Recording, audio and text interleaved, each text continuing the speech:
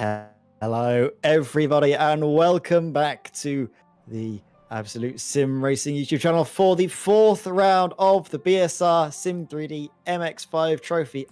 I'm Ed May, joining in the comment trucks as ever is the wonderful Dan Homedover for yet another evening jam-packed of some of the very best sim racers behind these MX5 machines at the amazing Autodromo Enzo e Dino Ferrari, otherwise known to you and me as Imola, a track that is one of my favorites to drive in any car on the iRacing service. But these MX5s, they will provide us with excellent racing, as they have done for basically every time they've come here. We've had great races, haven't we, Dan? Certainly. So you were practicing that, weren't you? You were practicing that introduction there. That was a very, very good pronunciation of it. I'm not going to do it because I don't want to butcher the name.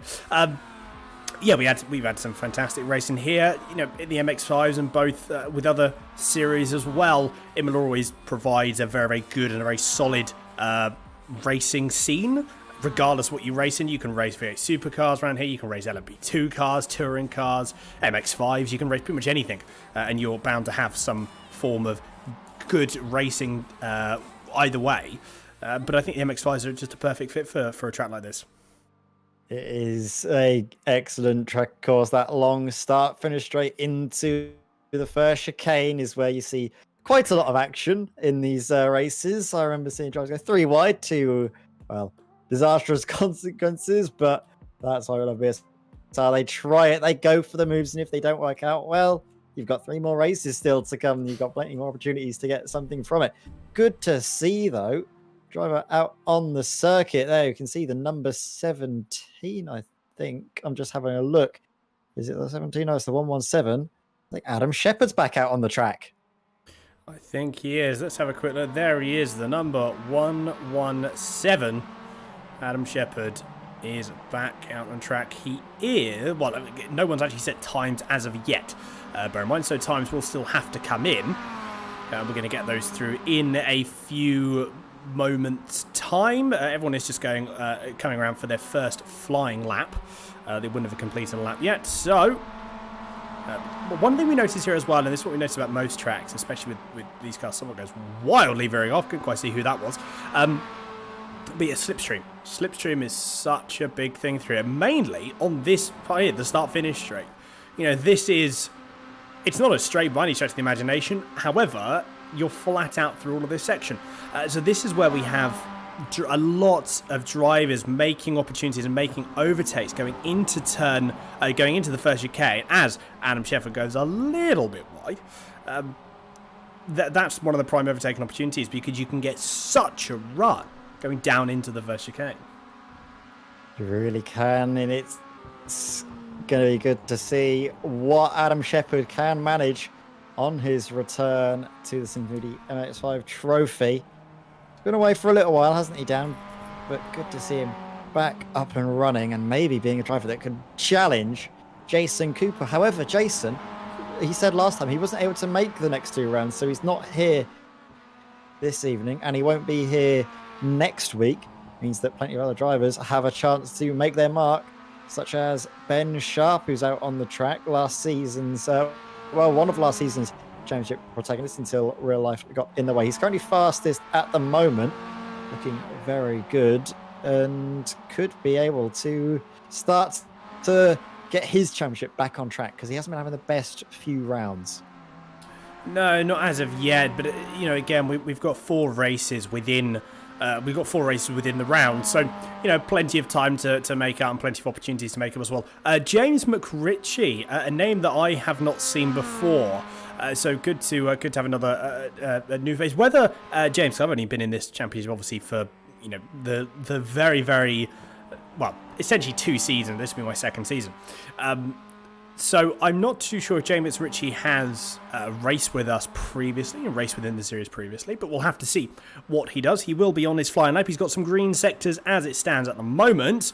So as he comes across the line, where is it going to put James Ritchie for his first lap? And it puts him currently on provisional pole for about 2 seconds. And then Lee Holmes, then Andy McEwen. Here come the times now. Here come the time. Jason Cooper, as you're saying, is not able to attend, so Andy McEwen is going to be wanting to try and make up some points here, because we know realistically that Andy McEwen is there or thereabouts in terms of pace with Jason Cooper at all times. So we're certainly going to see Andy McEwen up there 100% for the Year 1 Racing team. Shane Piggott is doing well there as well, only less than a tenth behind. You've got Lee Holmes as well, currently leading the Pro-Am category as it stands, and then Liam Silkstone a little bit further down.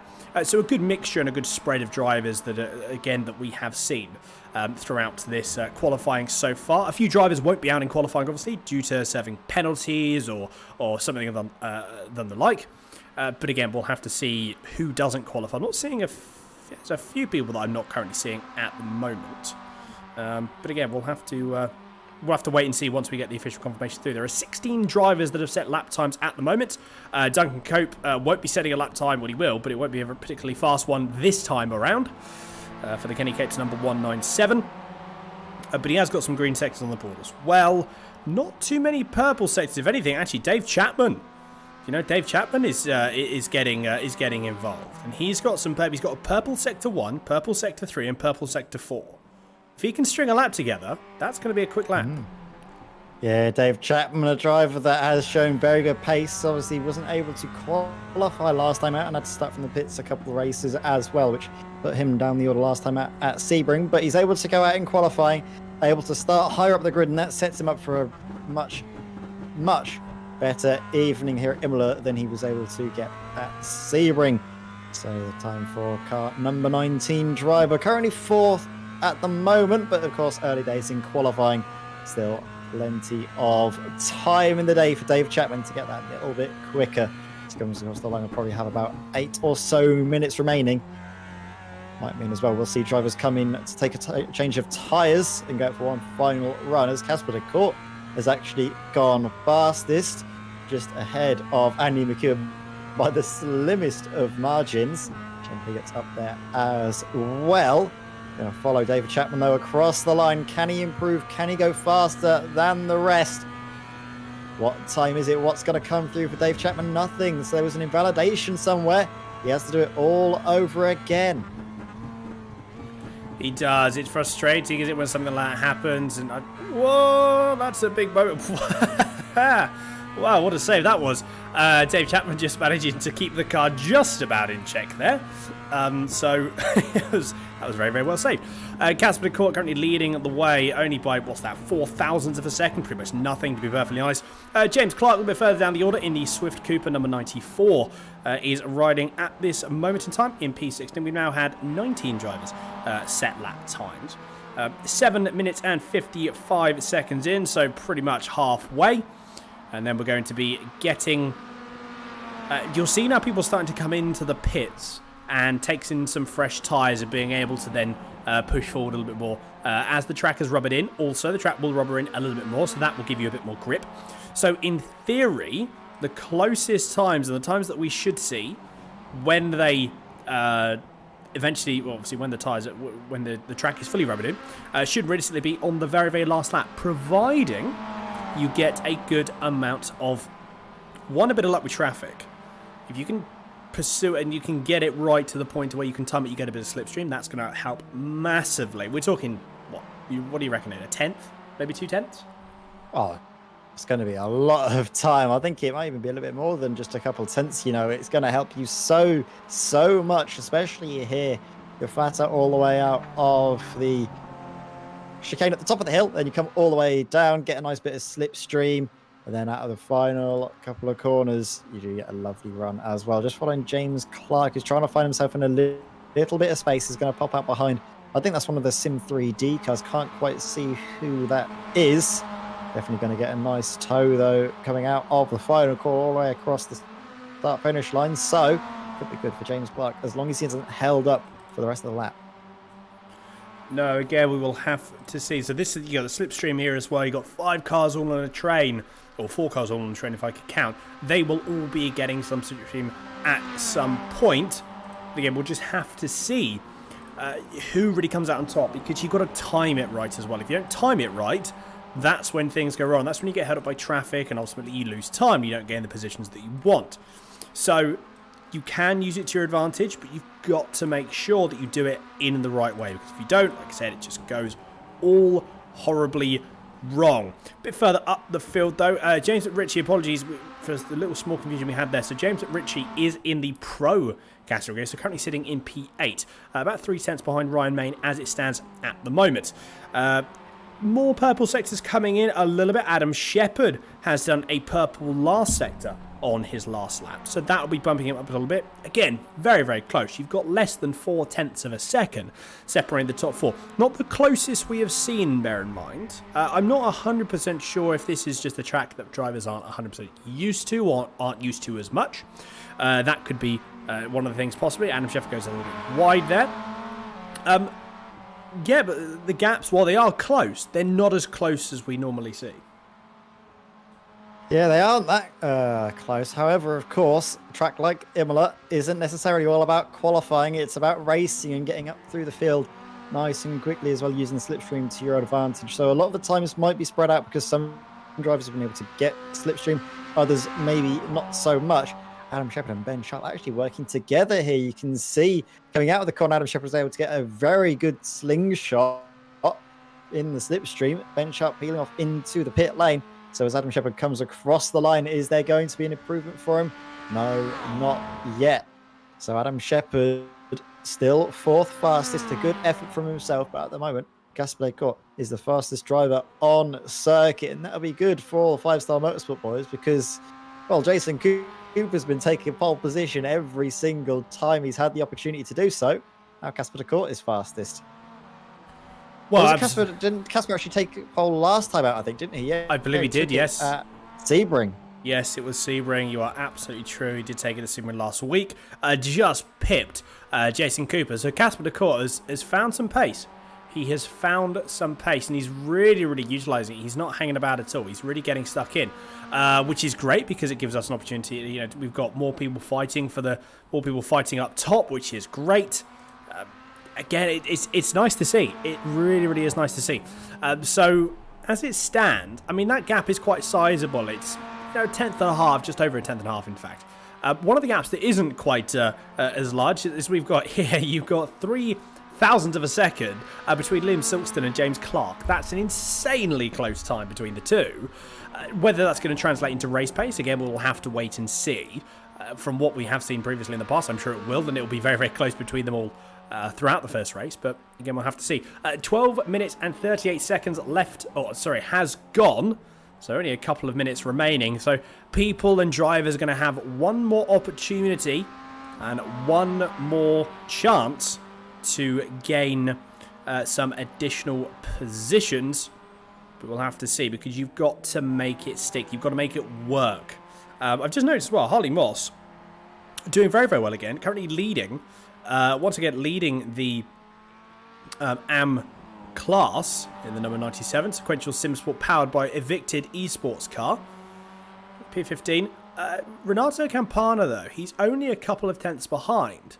Actually, we're looking at that, he's 6 tenths behind, so it's quite a sizable gap, but at the same time, though, it's something that could, again, very well come down. That doesn't necessarily translate into race pace, because you may have as well slipstream that happens. So maybe Harley Moss got a bit of slipstream. That's why he pulled that additional tenth or additional couple of tenths. There's lots and lots of things that can happen here. We can't watch everything at the moment, so it's a bit hard for us to determine, but it's certainly in the realms of possibility.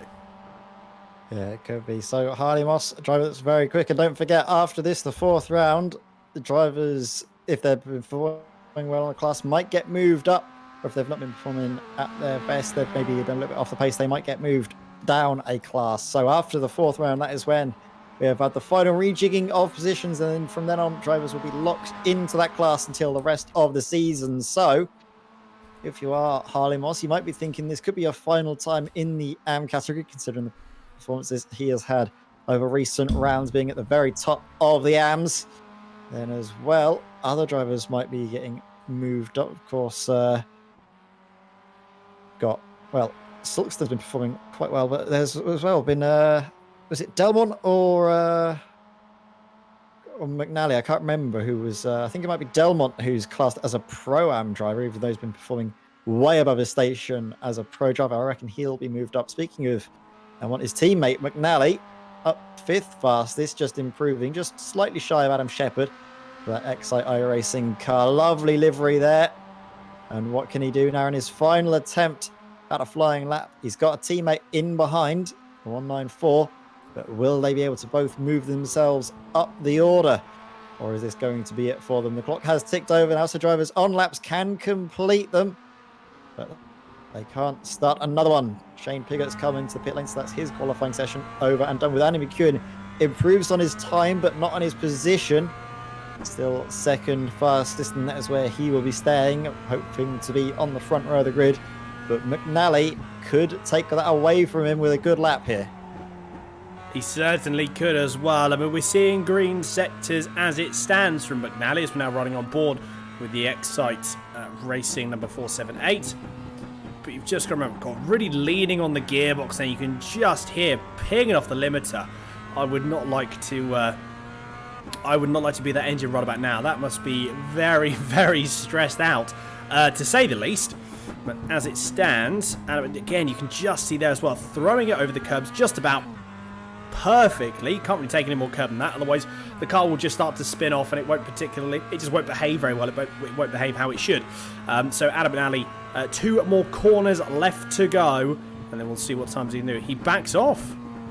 He backed off there. I wonder if he's run out of fuel. Has he possibly run out of fuel? Maybe he's backing off to maybe get to bring the time back down to his teammate and give him a bit more slipstream. You can see Liam Silkstone is just out in the toe, but I think he's lost a little bit earlier, so now he's going to try and claw it back in the slipstream. Liam Silkstone will come across the line. McNally is not likely to improve. Silkstone, though, can he get himself up the order? He does, and he improves just ahead of Craig McDonald, so that is key. That little extra bit of slipstream helped out massively as Craig Schill blitzes on by the pair of them, but only stays 16th fastest. Renato Campana, I don't believe, is on a flying lap. He's just putting a few more practice laps in, so you can see the top 5 locked in. Casper Decor, Andy McEwen, Dave Chapman, Shane Pigott, and Adam Shepherd, all within, well, and actually Adam McNally 6th place, all within 0.4 of a second. It's going to be close, isn't it? It's going to be a very, very close first race as everyone gets... once everyone starts to get their sort of footing, I think is the best way, once they've gone through the first race. That will give everyone a nice foundation to then work off of. What they've got to make sure they go as well is they... We've said this time and time again. You've got to be in a state of being prepared for... One, you've got to be prepared for anything, but 2, you don't want to, again, push too hard. If you push too hard out of the gates... you will spin. These tyres will not. These tyres won't particularly work when they're cold. You've got to take a. You've got to take them a little bit. You've just got to get them up to temperature, and it's not an instant thing. It used to be with the old tyre model. This new tyre model now completely different. You've got to be so much more careful. Oh, yeah, you really do, especially, like you say, on the opening laps, tyres can be cool and not the easiest thing to manage, but can Casper Decor manage to break away from the pack and win the race here? He's on pole position, so he's in a good spot to do exactly that, but Andy McEwen lining up alongside him could be hungry into turn 1. Dave Chapman and Shane Pigott make up the second row. They will be starting 3rd and 4th. Adam Shepherd on his return will start 5th ahead of Adam McNally, as Lee Holmes fastest of the Pro-Am drivers in the 7th place. Lars Fisher is starting 8th with Ben Sharp and James Ritchie completing your top 10. Ryan Main starting 11th, James Clark in 12th. Then come back just a little bit into 13th place, Liam Silkstone and Craig McDonald ahead of Harley Moss, Craig Schill, Duncan Cope, Simon Robson, Ashley Simpson and Renato Campana completing the top 20 with Adam Delmont 21st, and the drivers that have not been able to set laps for whatever reason, maybe excluded from previous races.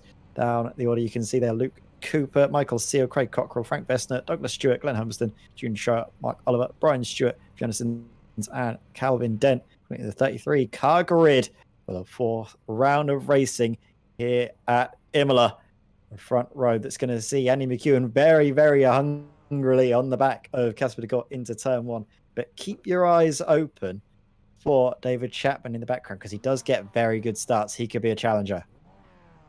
He certainly could. As you were saying, there are all of the cars. They've got another few seconds to go before, another 15, 20 seconds before they are all ready to go on the grid. We're waiting for a couple more drivers to make their way onto the grid, and then we'll be away.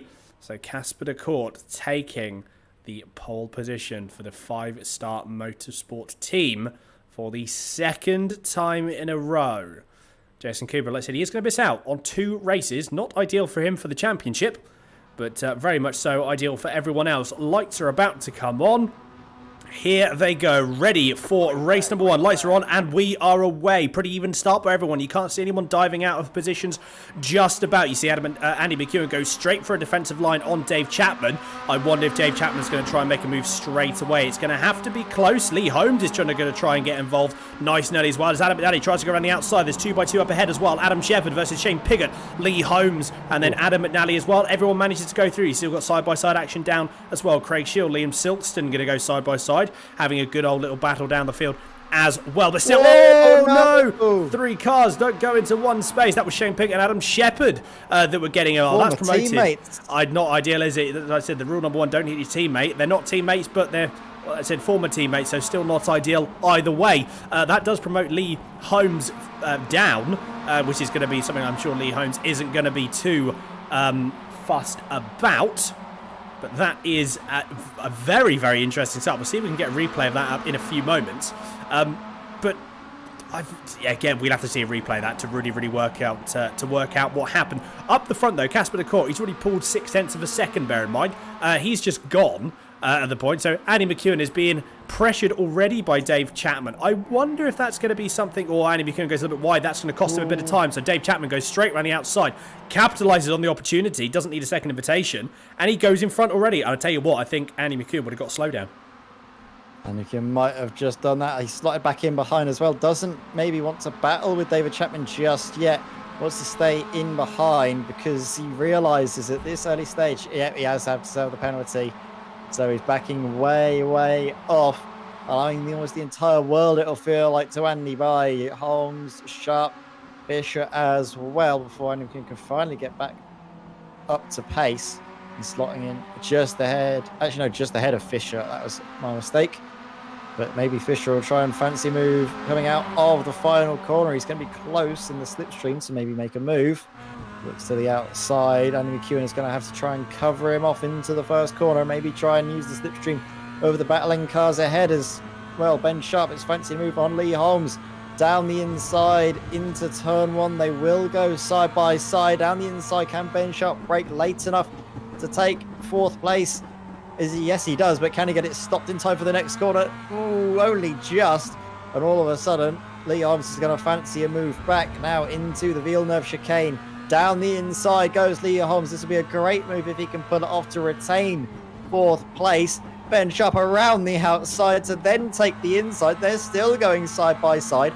Only now has Ben Sharp been able to hold on to 4th place. All of a sudden, Lee Holmes could get hung out to dry here. Around the outside, Andy McEwen is going to fight back. Powers out nicely of the corner, but they will go too wide behind Ben Sharp now. Ben will be greatly appreciative of this, seeing the 2 of them battling wheel to wheel, because that means his position is almost secured. There's no contact in the background, but behind him as Holmes and McEwen off the road into the wall. They both get back up and running, but only after losing a lot of places and sustaining a lot of damage. Certainly so. Let's have a quick look at that. I'm intrigued to see that from another angle. So let's have a quick look.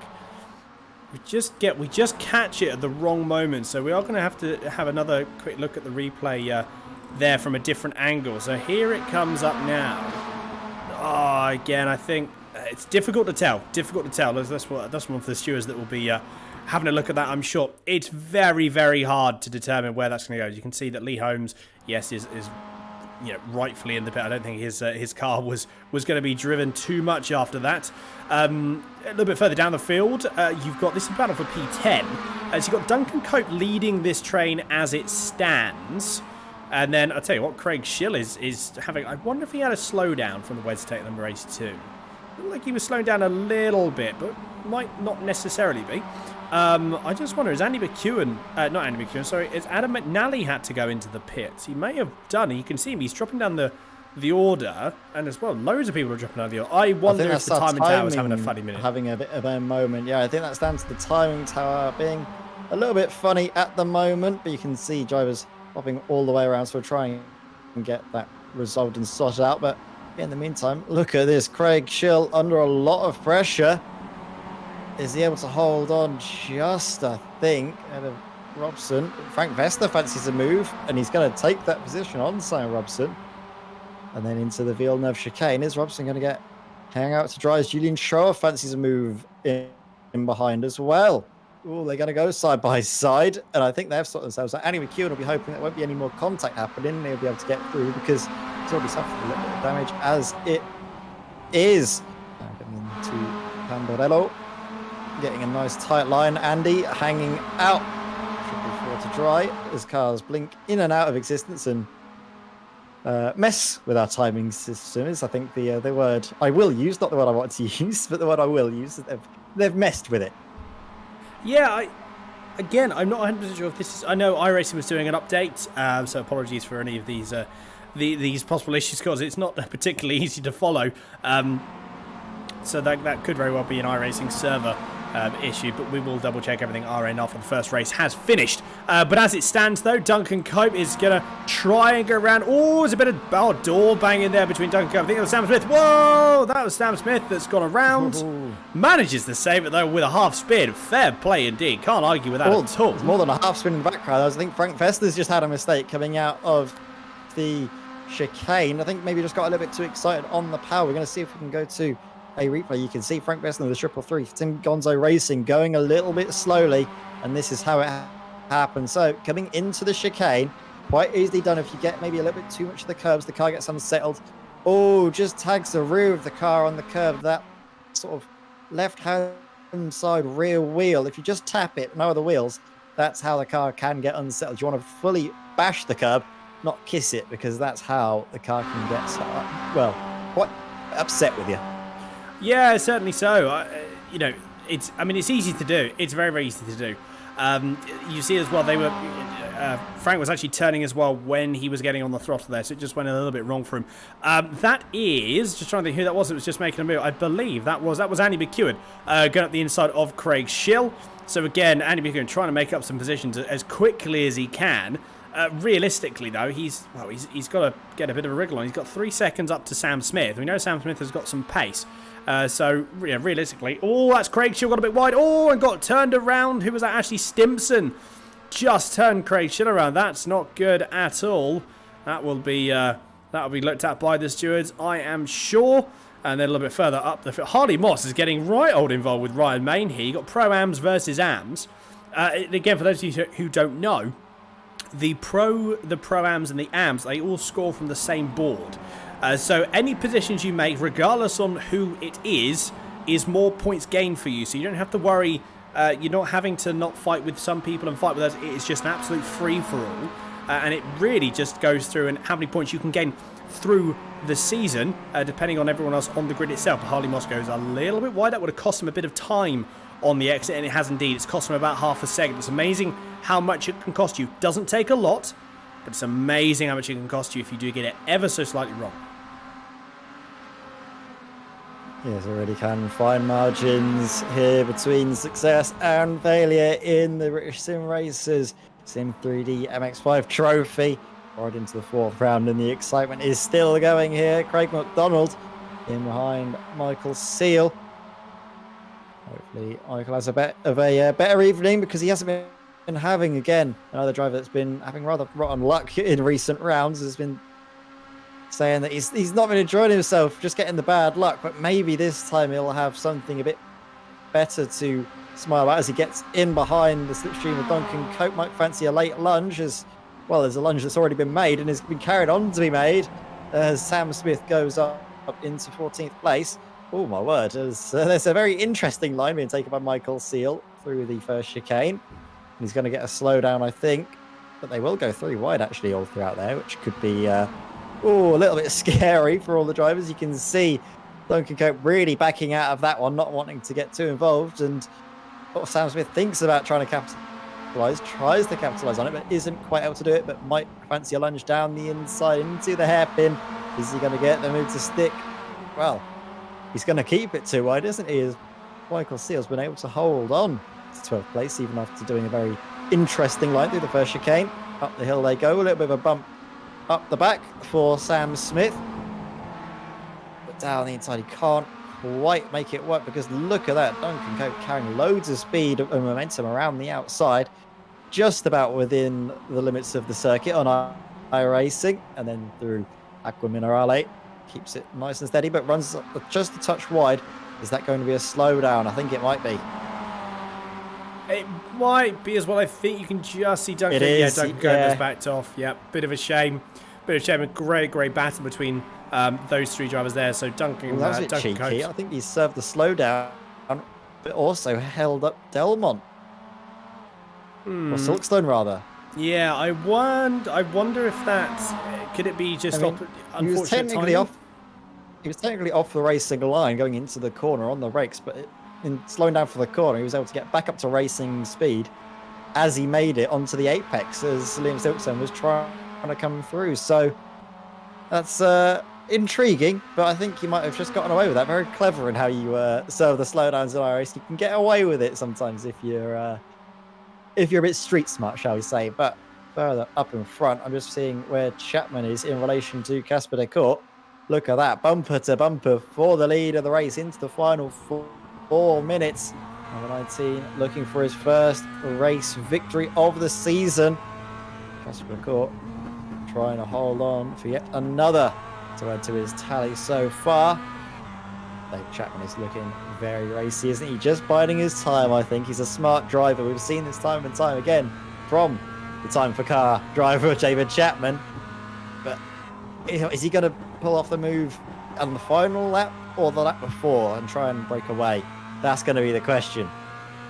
I mean, realistically, you're going to want to do it on the final lap, aren't you? You're not going to want to do it earlier because all that's going to happen is, as long as Casper de Court can stay close to the back of Dave Chapman, which realistically he will do, then you'll just take the position back almost, on the next lap. Dave Chapman, though, he's not really he's not backing off. Normally, what you see is the driver would lift off the throttle ever so slightly, pause, and then start braking. Nothing of that here from Dave Chapman. He's really pushing forward. He wants this position sooner rather than later. Craig McDonald and Michael Seal, I think, have had a bit of an off. There's a bit of a lift there as well. So that was a small lift. We have got 2 more laps to go, because by the time we come over the grid, so it's not going to be this lap, but it'll be next lap, I reckon, that Dave Chapman will make the move. In saying that, though, if Casper de Court can get a good run out of the last corner, there's no reason to say that you won't be able to take that position back going down into the start-finish straight. Yeah, so we're going to follow him through. David Chapman, it does depend, though, doesn't it, on the drivers if they're more confident in defending rather than attacking, if they want to start the final lap in the lead or not. As Duncan Cope makes a mistake through the Villeneuve chicane, runs wide and allows himself to lose a position. Dave Chapman right on back, though, coming through the first chicane. He's so quick through there, but just can't make it work. Into Villeneuve and then towards Tosa. But before that, they are going to go to Adam Delmont into first chicane, Tamborello around the outside. Oh, and then a little bit of contact between himself and Duncan Cope. Duncan's done a great job, though, frustrating the 2 Excite iRacing teammates in behind him, being basically a brick wall, not letting any assault past. He's able to keep a hold on 13th place for the moment, or 5th in class, which is going to be good for him and his championship hopes. Just look at Delmont, though. He's really hungry to try and find a way through. Delmont, who did start from a little bit further back, got plenty of places, though, and could put himself in good contention for a potential reverse grid result should it fall his way. And 6% as well in 15th place. I wonder as well, again, we might see this as well. You might see some last-minute positions changes a little bit further down the field as well. Only time will tell once again. Up the top, you can see on the time tab, providing it is correct information, that the gap is about 0.3 of a second now, or 0.2 of a second actually. It's coming down quite quickly. I wonder, does that mean then that Casper de Court and Dave Chapman are coming onto the start-finish straight? Casper de Court went a little bit wide through there. You just see on the timing tower, it flashed red for all the briefest of moments. Again, the battle that we've actually got on screen, that's kicking off as well. So Duncan Cope's really having to defend aggressively this time around. Let's have a quick look at what's going to happen further up the field. This is it. So this is when Dave Chapman, is he going to make the move? This is the closest he's been. Casper de Court goes straight on the inside. Naturally, as you were going to, he's going to force Dave Chapman to go around the outside. On the timing tower, it's already positioned, done and dusted. But can Chapman hold it around the outside? Oh my goodness, how on earth he timed that, and he gazed that to absolute that was the best, one of the best overtakes I've ever seen. That was absolutely spot on. There couldn't have been any more room taken. That was just spot on. Fair play to Casper de Court for leaving just enough room and absolutely no more. But can Casper de Court make it back? He wasn't too far. Oh, Dave Chapman's got a bit wide. That's cost him big time. He's going to have the run, and he might have a sizable cutback. But I don't think it's going to be enough. The gap is 0.4 of a second. He spent so long sitting behind Casper de Court, staring at the rear bumper of that number 5 5-star motorsport car. And he's going to have to do it all over again for the very, very first round. A little bit further down the field. Again, continuing to battle Ashley Stimpson, Michael Steele. You've got Liam Cockrell and, Liam Stilston and Craig Cockrell that are having a good old battle. Let's just see, have a quick look at what is going on a little bit further down. Here is Stimpson trying to get past Frank Vesna. Can't quite get past him at this moment in time, although he's got a very, very good run. He's got a very, very good run. Is this going to possibly be the position that we're going to see? Is it going to be made? Well, he's up the inside. I tell you what, he's definitely up the inside. Frank Vesna, whoa, just cuts across the nose. Wow, that was a bit close. But going through, oh my goodness, what is going on here? Because Dave Chapman's going to try to go around the outside again. Oh my goodness, is he going to do it? He's going to give a drag race down to the line. He's still there. He's still hanging it around the outside through the final corner. Is Dave Chapman going to pull it off? He's held just slightly Casper de Court offline, and then he's going to have the inside line all the way up to the start-finish line. This could be it for Dave Chapman. Is he going to edge it out?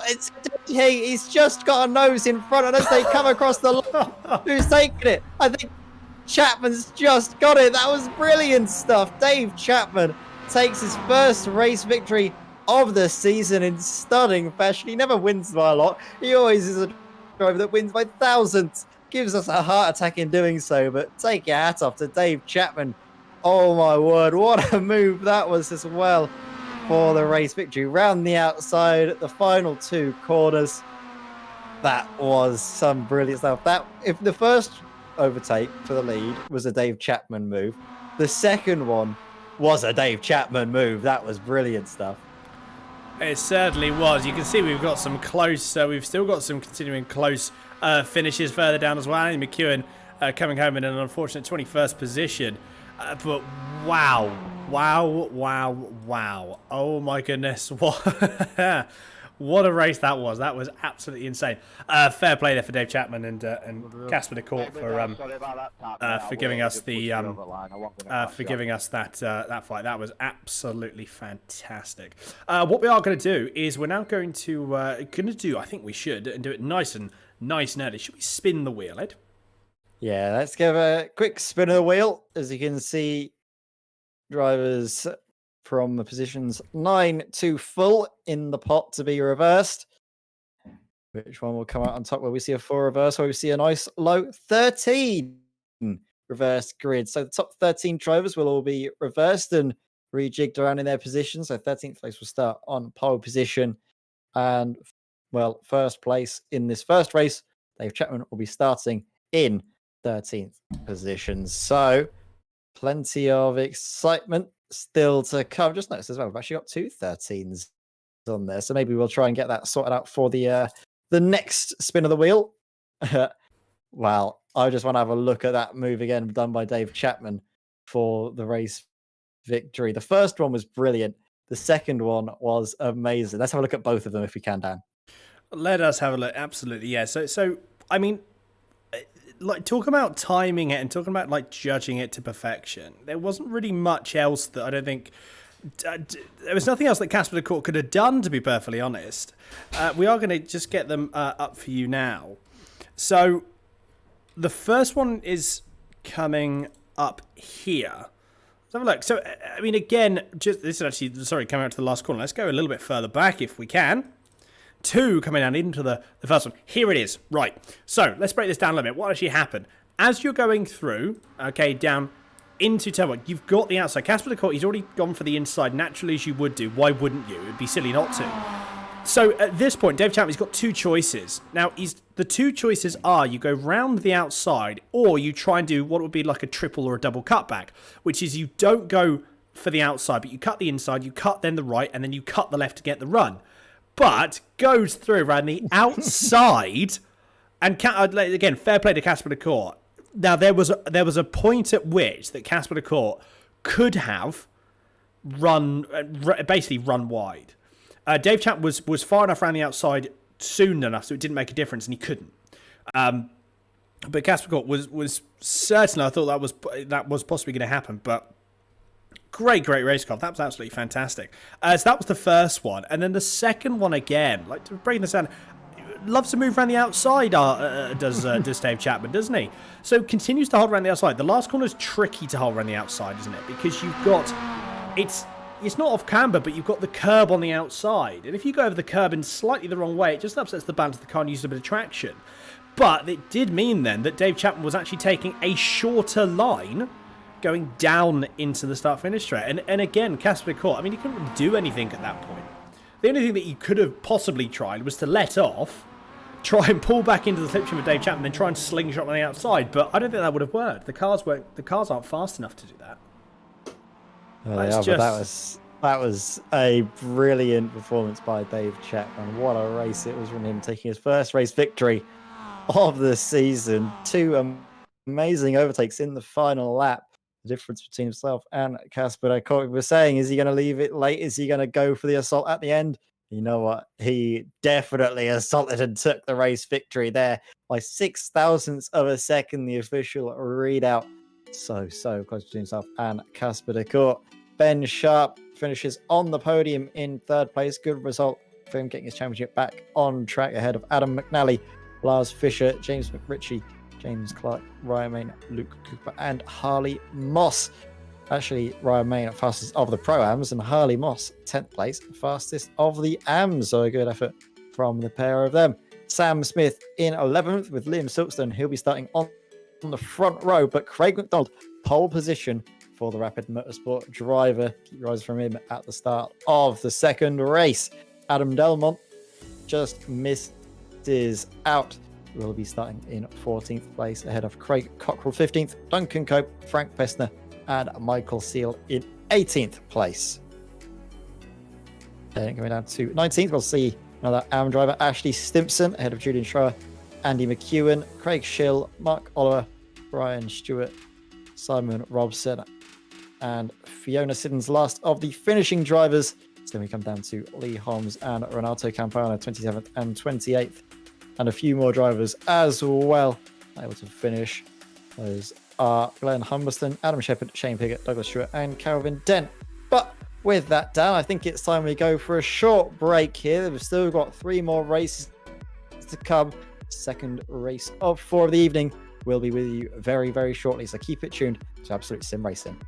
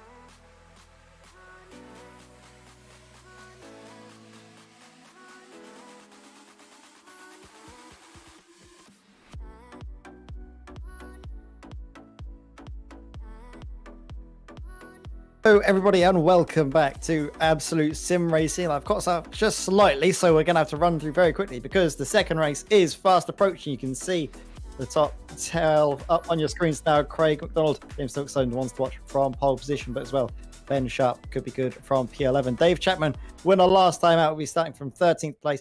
Adam Dumont, 14th. Ashley Tips as well had a good race, so keep your eyes out for him in race 2.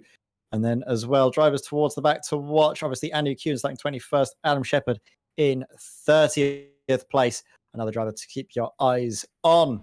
But here we go. The cars are on the grid.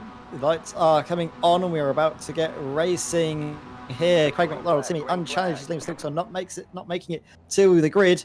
So Craig McDonald gets a good start as the Sam Smith in behind him. Looking as well for Harley Moss, who's going to be challenged into turn 1 by Luke Cooper. Luke with the inside line. Is he going to be able to take advantage of the more favourable line into turn 1? Through he goes. Is he going to stay and sweep it around the outside and then get the inside? Yes, he does. So good move that from Luke Cooper up into 3rd place as drivers carry it on side by side. And there's a spinner off the road, and that's Stimpson, driver we said to watch out for. He had a good race 1, but not so much in race 2. The Triple Eight Simtech Pro-Am driver spinning around as Fiona Siddons gets contacted into the Villeneuve chicane. I think that's her and Glenn Humberston involved in that accident. So those two coming to blows. The two AM drivers who are looking to get good things in this championship. Not so much at the moment, it seems. Casper Decourt following him as well. Driver that is showing some very good pace indeed this evening at Imola, but not quite able to find some way through the field just yet, but we'll expect to see him a little bit later.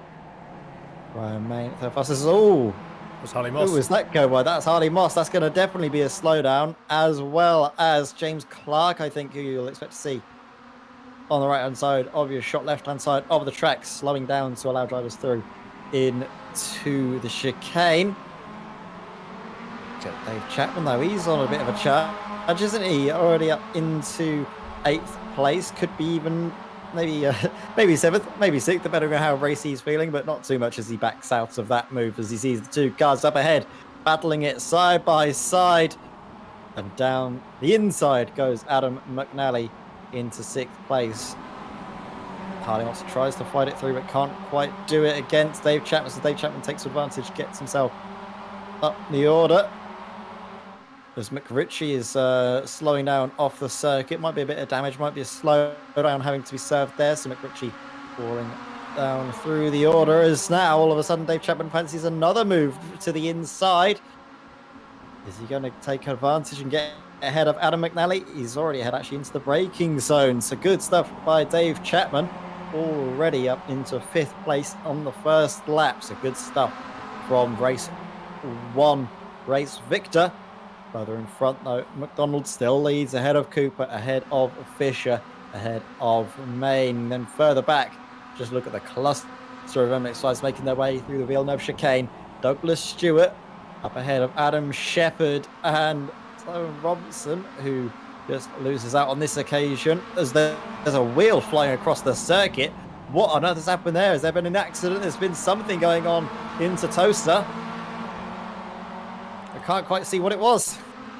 Let's have a quick look. It was with James McRitchie. Oh, that was a hit.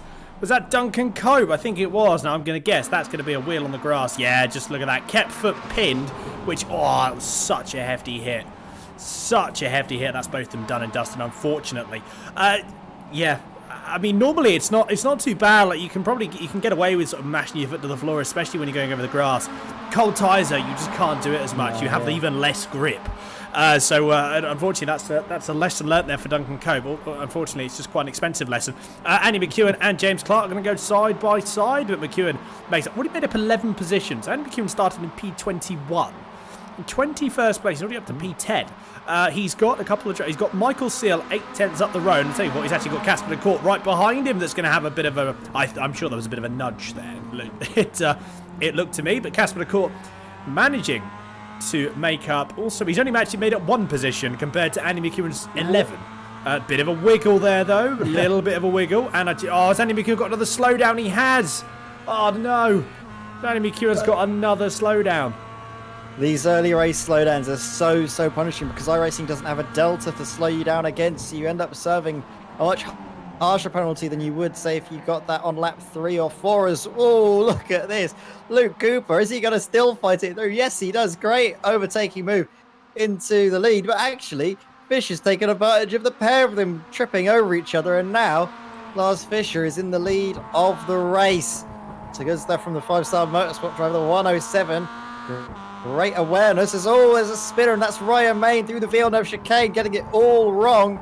Losing out and making a huge mistake in front of the path of Dave Chapman, who had to take onto the gravel to avoid contact. Slowed down Chapman a bit, but he's still closing in.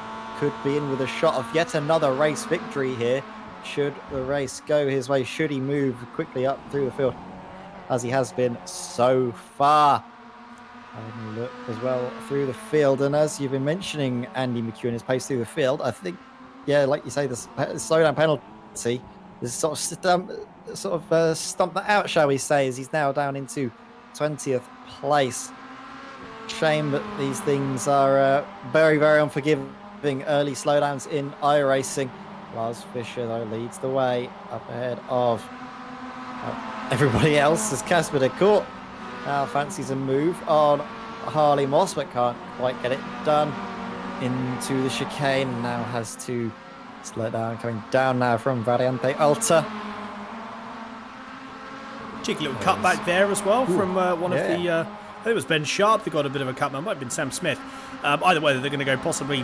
Well, they're not going to go too wide. Well, I'll tell you what, actually, Shane Pigg is going to go too wide with Mark Oliver. There's a bit of contact between Smith and Ben Sharp. So Ben Sharp's dropped down. He was going to lose about 5 positions. One of them, which I think is going to be Andy McEwen. Actually, not Andy McEwen. Actually, it's his teammate. That was Ryan Main.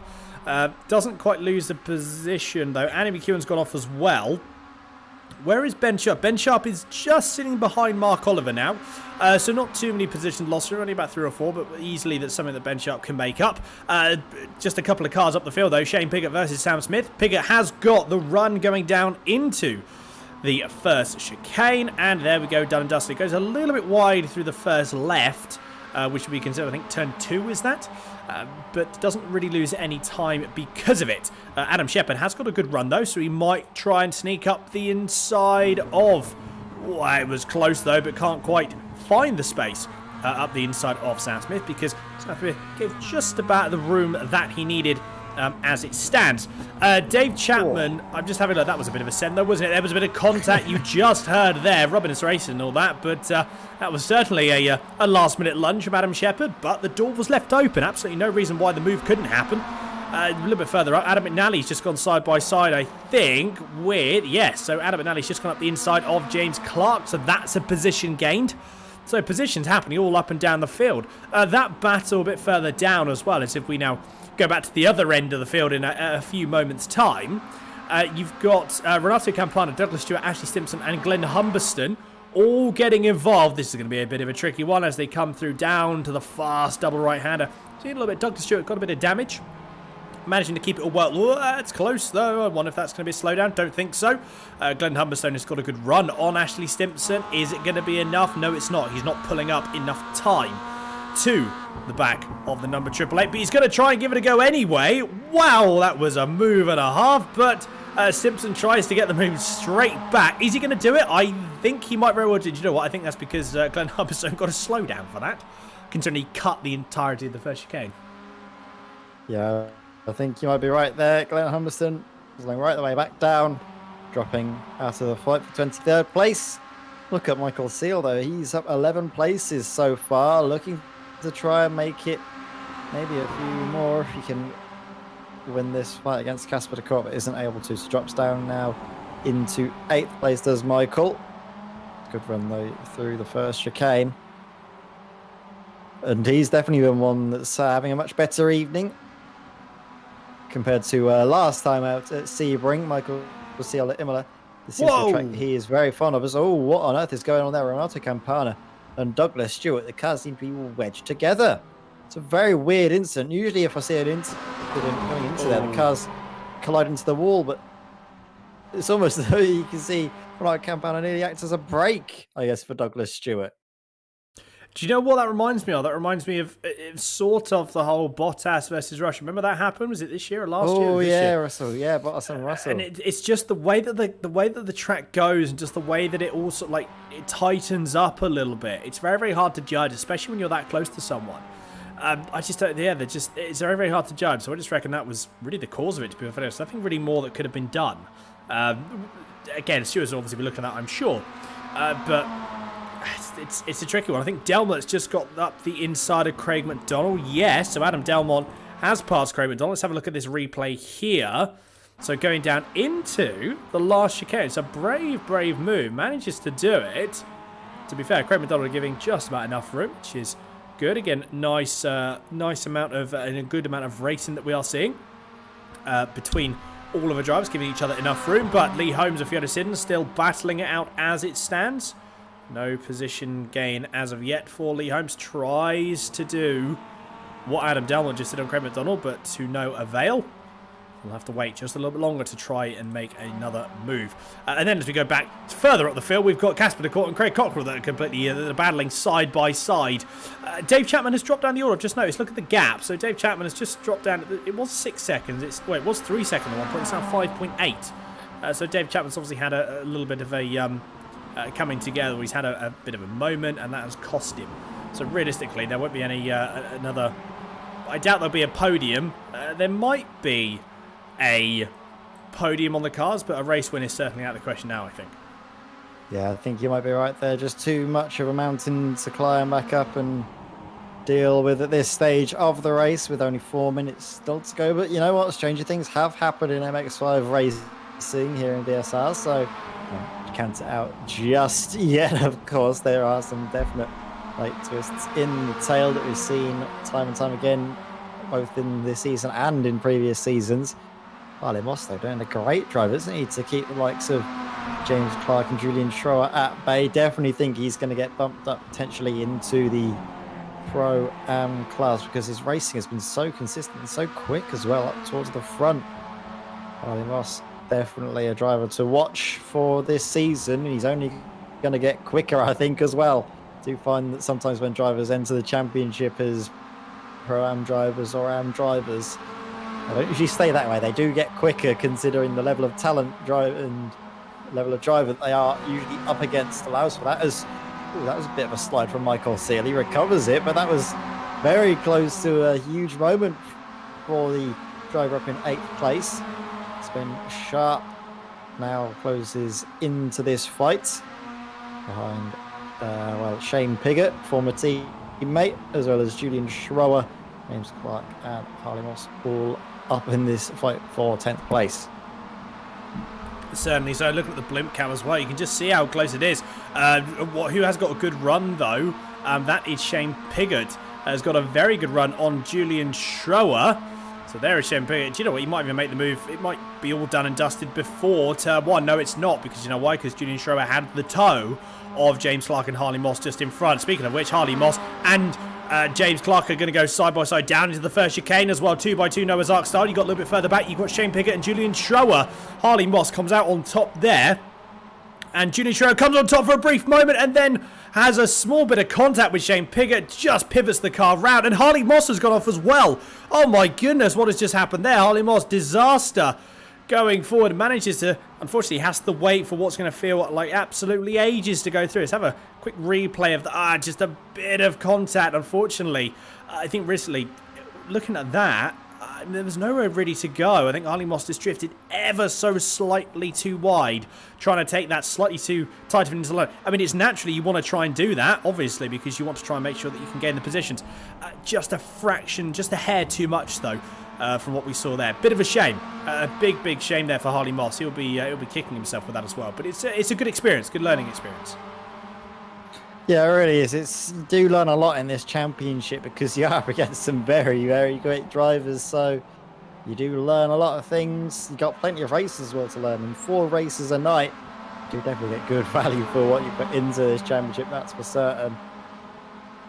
Just following now, Ben Sharp. I think he could probably take a top 10 out of this, as long as he's able to keep the likes of James Clark, Sam Smith and Shane Piggott at bay. Adam Shepherd as well won't be able to get any higher up the order, I think, than 14th place, barring any incidents and accidents to drivers up ahead. But look at the battle in front, Fisher and Cooper down underneath half a second. That could be one to watch as well, you know, for the race, lead the race victory, as we are onto the final lap now. I've just come across the line. The white flag has been waved. This is it. Cooper goes to the outside. Is he brave enough on the brakes to do a... Oh, not quite good enough on the brakes to do a Dave Chapman-esque maneuver, but could go for what you were saying in that moment. The triple cutback isn't quite available for him, but still a good run now into Villeneuve. Looks to the inside, is closed off though by Lars. Was going for a gap that wasn't there, unfortunately, Luke Cooper, and now has to slot in behind. Could leave the door wide open for Adam Delmont to pick up the pieces should these two keep battling the way they are.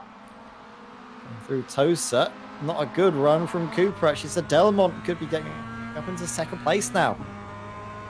Yeah, we look at the gap as well. It was again, it's tricky to tell. Like a little bit of a bit of an aggressive squeeze by Lars Fisher there. What if he just came over just a little bit too much?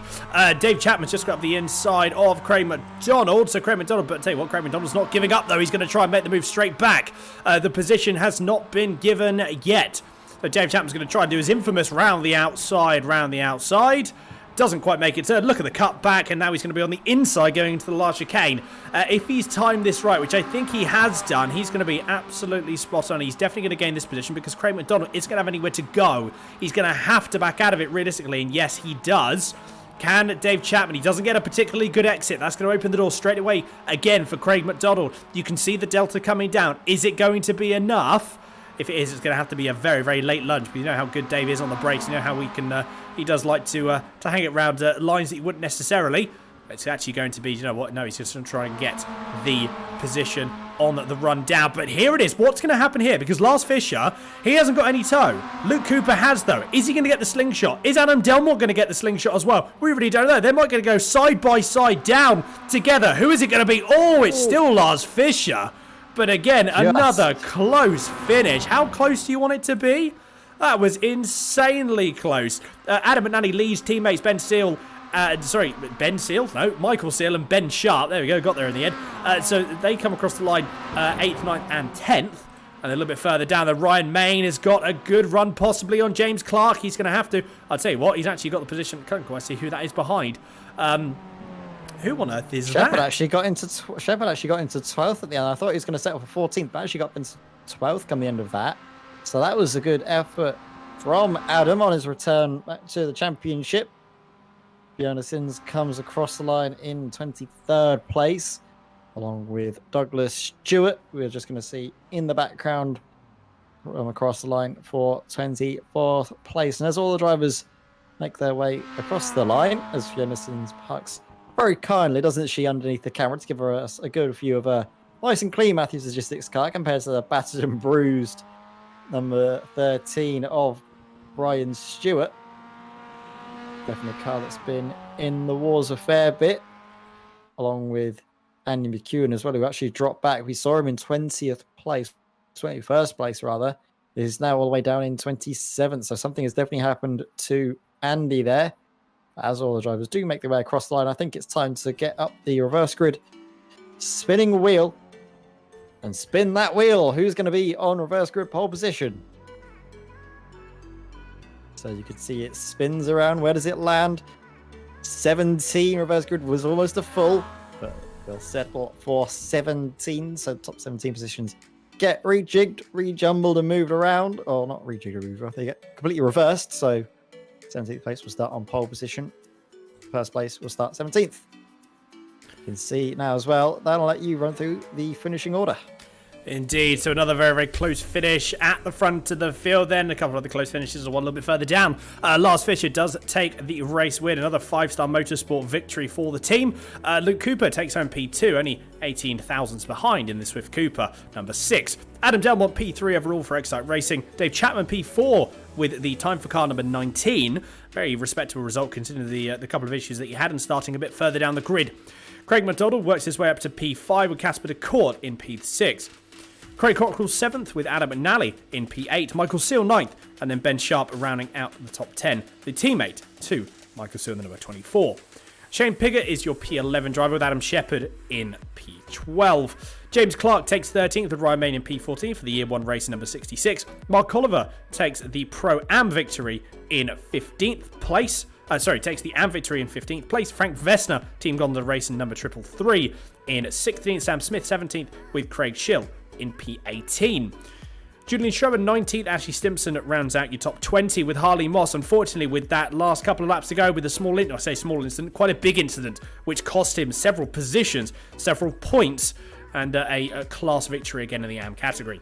Glenn Humberstone takes home P22 with Fiona Siddons in P23. Douglas Stewart 24th. Lee Holmes in P25. And then Andy McEwen, Simon Robson, and Brian Stewart take P26, 27, and 28. A couple of drivers that weren't able to finish on the lead lap as well. Brian Stewart was able to finish on the lead lap in P28. Renato Campana, James McRitchie, Duncan Cope, and Liam Silkston are your remaining drivers for race number 2. But again, we will be taking a very short break, and then we will be coming back for race number 3.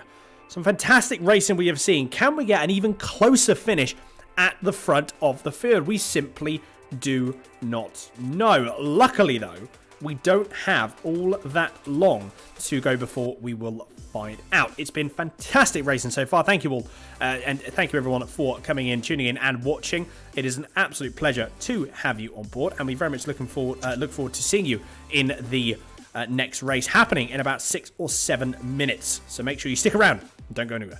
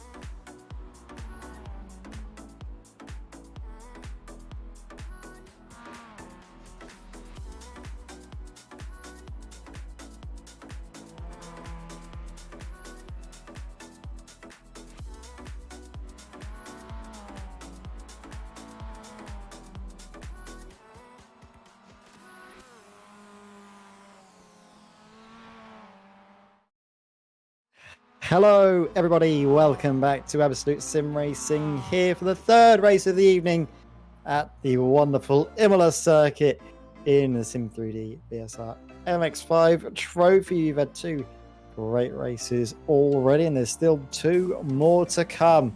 We've got a 17 reverse grid as well to look forward to, so plenty of chance for drivers to make their way up through the field and other drivers to have their time in the spotlight up towards the front. How are we feeling, Dan? Looking forward for this third race. Very much so. Looking forward to this third race. It's going to be good. It's going to be a good laugh. It's going to be fun. It's going to be exciting. And we're going to run you through in a few moments the grid for this third race. We had a top 17 reverse this time out. So we will have to see who that puts. I can't quite remember who that puts on pole position. But like I said, we're going to be finding out in a few moments' time. Yeah, we've had the first two races have been madly close in terms of finishing positions. I mean, ridiculously close. It's just absolute madness, which is great because it means we have some exciting racing to talk on. I was practically hyperventilating through the first round. So here we go. This is the starting order for the second round. For race number 3. So Sam Smith does take the pole position with Frank Vesno in P2. Mark Oliver takes third, Ryan Main fourth. James Clark for Swift Cooper in P5, Adam Shepherd 6th, Shane Pickett in 7th, Ben Sharp in P8 with Michael Silver 9th, and Adam McNally rounding out your top 10. Craig Cockrell takes home, will be starting in P11.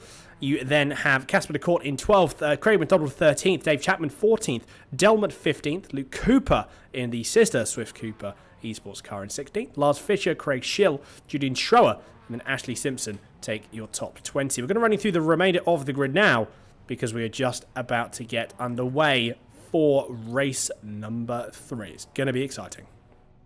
Oh, yes, it really is. Frank Vesner's not on the grid. Oh, you're right there, Frank Vesner not on the grid. So Sam Smith will go unchallenged into Tamburello for the first lap, for the first corner.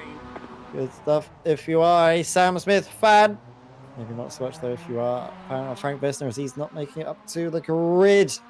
Mark Oliver from second place could be getting hung up to drive by Ryan Maney, who's had a very good start. Into turn 1 they go.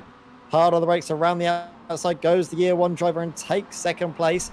Look though at Adam Shepherd, already up into 4th place, making up 2 spots even before the first corner. Good stuff from the 117, who's on a charge and going to be looking now down the inside into the Villeneuve chicane.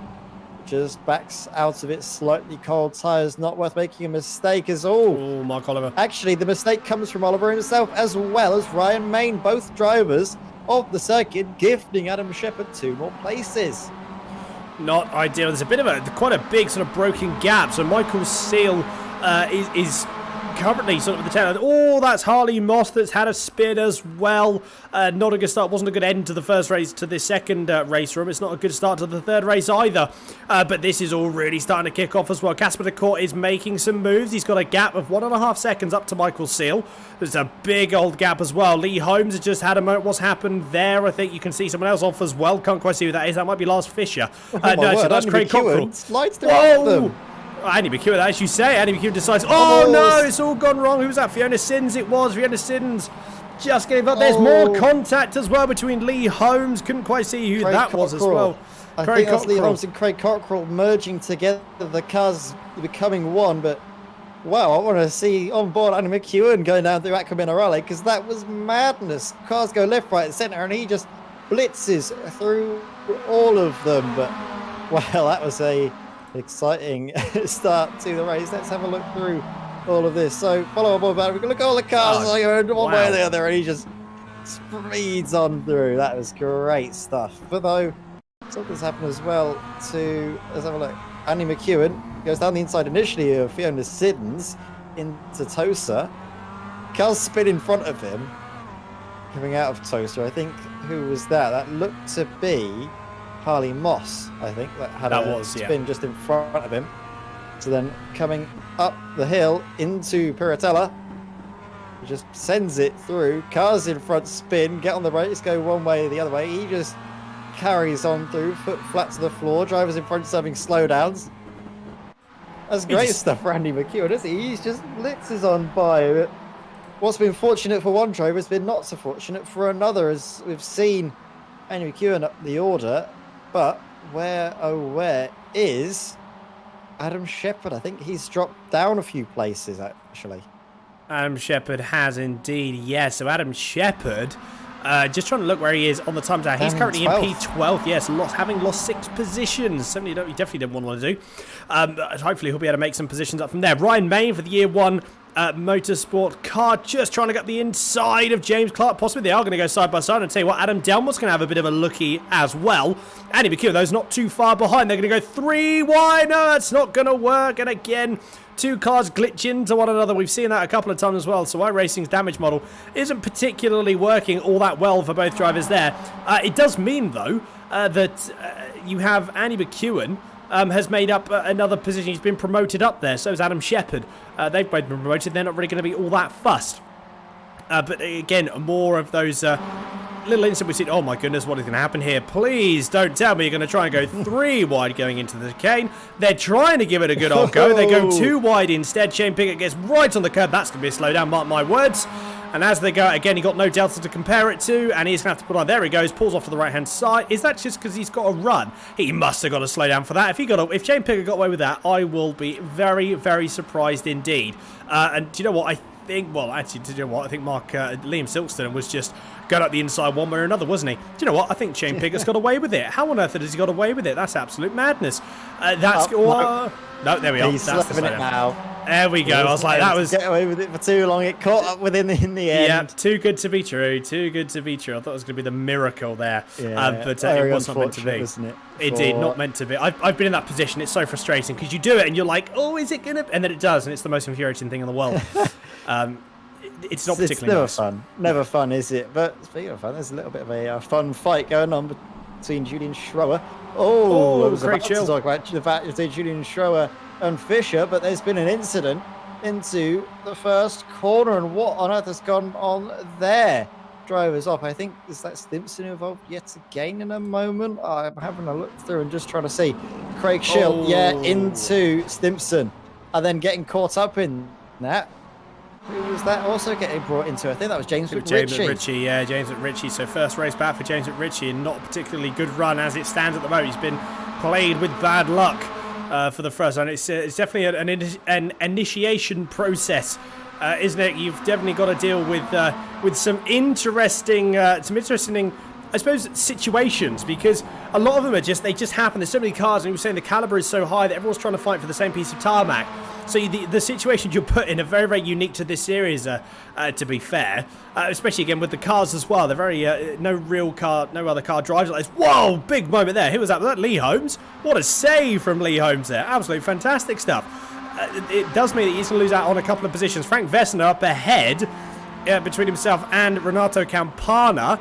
And Frank Vesner does indeed get ahead of Renato Campana. So that's a position done and dusted. He's already pulled about 7/10 out from the 000, and that's possibly left him open as well, maybe to the back of Lars Fischer. Is Lars Fischer going to try and make a move? Looks to the outside, or looks to the inside a little bit, decides against it though. And instead, I mean, to be fair, why would you? You may as well just be worth trying to make that move going down into turn 1. And he's got a very good run already, so that position is going to come down no end. Andy McEwen, we're going to jump to him in a few moments because he's having a battle with Adam Shepherd. And that's going to be an interesting one going into turn 1. Lars Fischer, though, I think is going to make it. So, Andy McEwen and Adam Shepherd have to go side by side. They're still side by side as they go through the first chicane. Still side by side. Andy McEwen, though, has got the position for the moment. Naturally, you would expect that to be the position gained to him. Lee Holmes does go up. Whoa, I thought Lee Holmes, he did actually. He went around the outside. Who was that? Renato Campana or Craig McDonald? I think has had a bit of a moment. I wonder if they're going to go. Whoa, no, my goodness. Another big incident.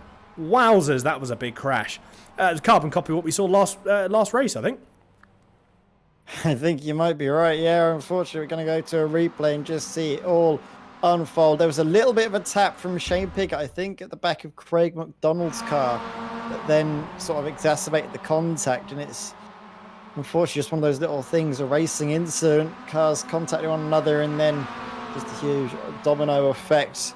It's unfortunate, but that's just sometimes the way the racing goes here at Imola.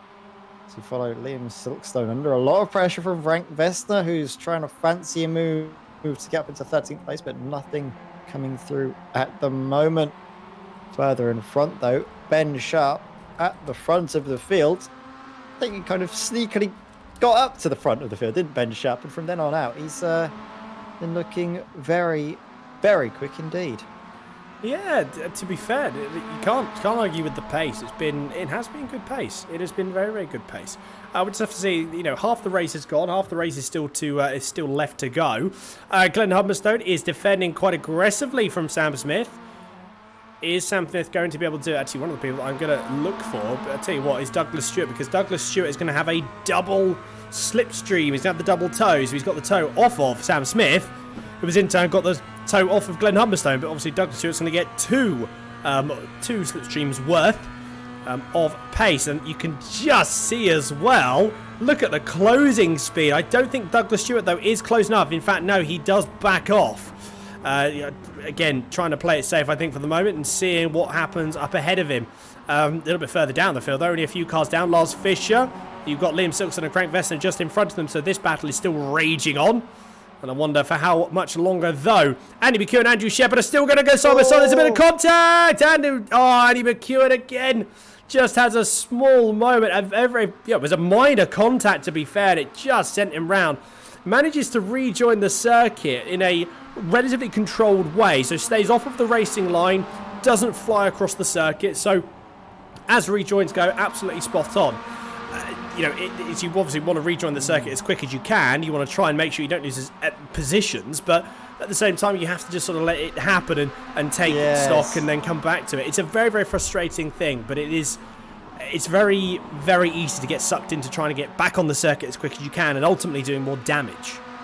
Yeah, I think, though, as it happened, Andy McEwen on the inside, you'd favour him to actually come out slightly better when there's contact made, but I think the revs were just a little bit too high to throttle him, but maybe a little bit too much as well, and that just unsettled the car and span Andy round. But there's still time for him to come back through. Plenty of cars in front to overtake in the final 5 minutes of racing here, as Casper de Court could be getting close to make a move on Adam McNally.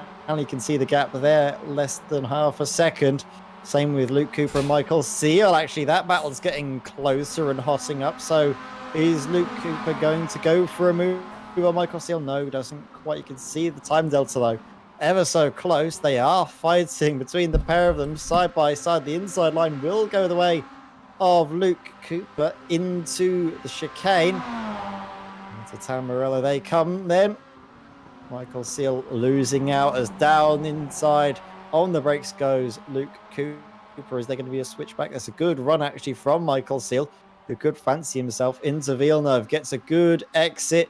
Defensive positioning of the car being made already by Luke Cooper. And into Villeneuve, he's able to take the favourable line and hold on to P4 as Glenn Humberstone actually drops like a stone through the field. So something must have happened to the 88 Tech driver, as he's now down in 16th place. However, he's still fastest of the AM drivers. As I say that, that's quickly beaten by, Mark Oliver, who's now up into 16th place. Indeed, yes. Mark Oliver up to P16. He's got a couple of seconds between himself and Andy McEwen, who was, I said again, dropped down the field. Having a look at that, I mean, Ben Sharp continuing to lead the way. Adam McNally, though, he's not too far off. Neither is Casper de Court. So Casper de Court's made up 9 positions and he's now working his way through. Couple more laps to go. In fact, there is going to be 2 more laps, I believe. There will be this one, and there will be one more after, looking at the timing towers. Casper de Court, 201.8 is his faster lap, which is absolutely rapid. The only person that's currently in the 201s. That was also his last lap as well. So Casper de Court, he doesn't want P3, he doesn't want a P2. He wants to go for the win, doesn't he? Now, my theory is, I wonder if Casper de Court is going to try and make the move on Adam McNally and make that position, and then he's going to try and do the exact same thing for Ben Sharp the following lap. It would make sense, it would make logical sense to try and take 1 per lap. And are we going to see? There is the move on Casper. In fact, you know what? He might even try and give it a go with both. But Ben Sharp, rightfully so, I think he's going to block him. And yes, he does indeed. Is there going to be a bit of a nudge? There's certainly a nudge there between Casper de Court and Ben Sharp. Is it going to be allowing Actually, do you know what? I don't think it is. So Casper, he's got the run, though. He's going to have the run going through here. No, he doesn't. He gets caught up a little bit. Oh, no, he doesn't actually. Do you know what? I can't even keep up with what's going on here. Now, at the moment, Casper, he's going to be on the inside, on the prime line going through the left of the second chicane. But then you see it. Adam McNally holds it around the outside. He's now got the inside for the next one. This is allowing Ben Sharp to pull away. He's already pulled 4/10 of his gap. Adam McNally had a small moment there and left the door. Well, he didn't leave the door open, but it really couldn't really do much else. Casper de Court's got a great switchback. Has he got the momentum? Has he got the drive? The timing tower's certainly saying so. It's just now come under a 10th of a second, but nothing as of yet. This is the break that Ben Sharp needs, doesn't he? He's already that 4/10 of a second gap. He wants Casper de Court and Adam McNally to continue so he can pull away. Because realistically, I don't understand how he's going to be able to defend in that last lap if they stay this close. Yeah, you're definitely right about that. It's so difficult to figure out who's going to come out on top in this fight because each of them are quick in their own right. But that was good fighting, was it? All the way down the start, finish straight. Ben Sharp being very smart, boxing in Casper de Court through the first corner, even though Casper had a great run. Wasn't able to capitalise as a result and stays in third place. Now, Ben Sharp has an ultimatum here. Does he... Well, does he maybe... I don't know what he can do, really, apart from just hope that the cars behind battle. That's all he can do to try and stay in front as we see a fight now. Duncan Cope down the inside, actually no, around the outside, trying to keep ahead of Lars Fischer. Fischer though on the brakes and sends it through Variante Alta. Great move that to get up into 11th place and maybe setting his sights on a top 10 finish. Ben Sharp now just half a second clear of Adam McNally and Casper de Court, who are going to start battling. So Ben Sharp has the advantage, has a big gap going across the line to start the final lap of the race. Casper de Court is going to look to go around the outside of Adam McNally, but can he find a way through, or is he going to go for a slight switchback maneuver, get a good run through Tamburello, which he does. Out of the left-hander and in towards the Villeneuve chicane now is the inside line. Got to open up for Casper. He's got a good run, but no, he's forced to go around the outside. This is going to have to be a commit move from Casper, which he can't pull off. Has to slide behind yet again and go for a switchback, which doesn't come through. Ben Sharp has, as you rightly mentioned, dropped back just slightly, but is still up in front. And through these next corners, Ben Sharp is very good at extending his advantage, especially if Casper de Court and Adam McNally continue to fight, which they do look likely to do now as coming up towards Piratella. Casper's got a great run. Is he going to look to the inside? No, he doesn't. Stays in behind, doesn't fancy a move, but gets a great run out of the corner. Could be looking for a move in Takmino Raleigh if it materializes for himself, but right up behind the rear bumper, thinks better of it. Keeps his car in behind, doesn't want to lose touch to Ben Sharp because he can still see the possibility of a race victory. And I'll tell you what, Adam McNally's had a great run through Acqua Minerale, but is it going to be enough to keep Casper de Court at bay? They're all fighting so close together. Any one of these drivers could still come out on top. Ben Sharp with a great run though through Variante Alta. And now into the final couple of corners. Rivazzas 1 and 2. This could be Ben's as long as he gets a good exit, which he has been tending to do. Ascend. These are corners where he's so strong, but look at the lunge. It's a late lunge. It's far too late in the day for Adam McNally, and in doing so, trying to take the race victory, has thrown away the chance to hold on to P2. Drops back into third place. Casper de Court will take that on a play all day long, up into second place. But Ben Sharp, great awareness not to fight that. He saw what was happening. He comes across the line and wins the third race of the evening. So smart from Ben, just to allow Adam McNally to go down the inside. He realised that that move was never going to be made from going that far back, and instead, bided his time, picked the right line through, and came home for a race victory. And certainly so. Very, very good play indeed. Very, very good play today. Didn't defend it, didn't fight it at all. And he was just trying to make moves. Andy McEwen just about finishes behind. Again, I wonder if that's a bit of frustration there from Andy McEwen. You just saw he's not too... I don't think he was best pleased with that. I mean, to be fair, it's just been rotten luck for him for these 3 races. He has got one more race, though, to redeem himself. He's got one more race to try and to pull something back and to feel a little bit more, just a bit more, I suppose, just good about the event itself, because it's very, very easy to get disheartened with something like this. It's very, very easy to get disheartened. Before we go any further, though, let us get the spinning wheel back up for the third and final time to get ourselves ready for the final race. Who is going to take it? And it's going to be another 13. So we've removed one 13, and we've got another 13. So it's been unlucky for some, but lucky for others. Who will be coming out on top? We'll find out very shortly as all the drivers make their way across the line. Just waiting for a few more to finish. And then we can run you through final standings of the third race of the evening. But there's still, like you say, one more to go, and it will be a 13 reverse grid. So keep your eyes open for that. It could be a very exciting finish. I'm sure. Well, let's be honest. I think it's going to be a very exciting finish, isn't it? I think we've seen enough of the races here to certainly say that it's going to be an exciting finish, regardless who is ahead, regardless who is at the front, regardless who's it's just going to be great either way. We're going to bring you the finishing result just up now, and then we're going to have a short break and then get ready for the final race. So there it is, your confirmation. Ben Sharp winning by over a tenth and a half. Quite a sizable gap compared to what we have seen. Casper DeCour in P2 with Adam McNally in P3. Luke Cooper P4, Michael Seal in P5 with James Clark in 6th. Adam Shepherd 7th, Sam Smith in 8th, Douglas Stewart 9th, and then Lars Fisher rounds out your top 10. Frank Vestner P11, Liam Silkston in 12th with Duncan Cope in P13. Lee Holmes 14th, Andy McEwen in 15th with Craig McDonald taking P16 overall. Mark Oliver taking the race win in the AM category in 17th with Harley Moss a couple of seconds behind in P18. P19 sees Ryan May come across the line for the Year 1 race number 66. Renato Campana rounds out your top 20. Glenn Humberstone 21st, Brian Stewart 22nd, Fiona Siddons P23, Dave Chapman P24, and then Shane Piggott, Julian Schroer, Ashley Stimpson, Craig Hill, James Ritchie, Simon Robertson, Adam Delmont, and Craig Cockrell, all unable to finish on the lead lap or a lap down. So no points scored for any of those. Yeah, unfortunately for them, they will not be getting any points, but fortunately for Duncan Cope, he will be starting on the front row in first place, so good stuff for the 197.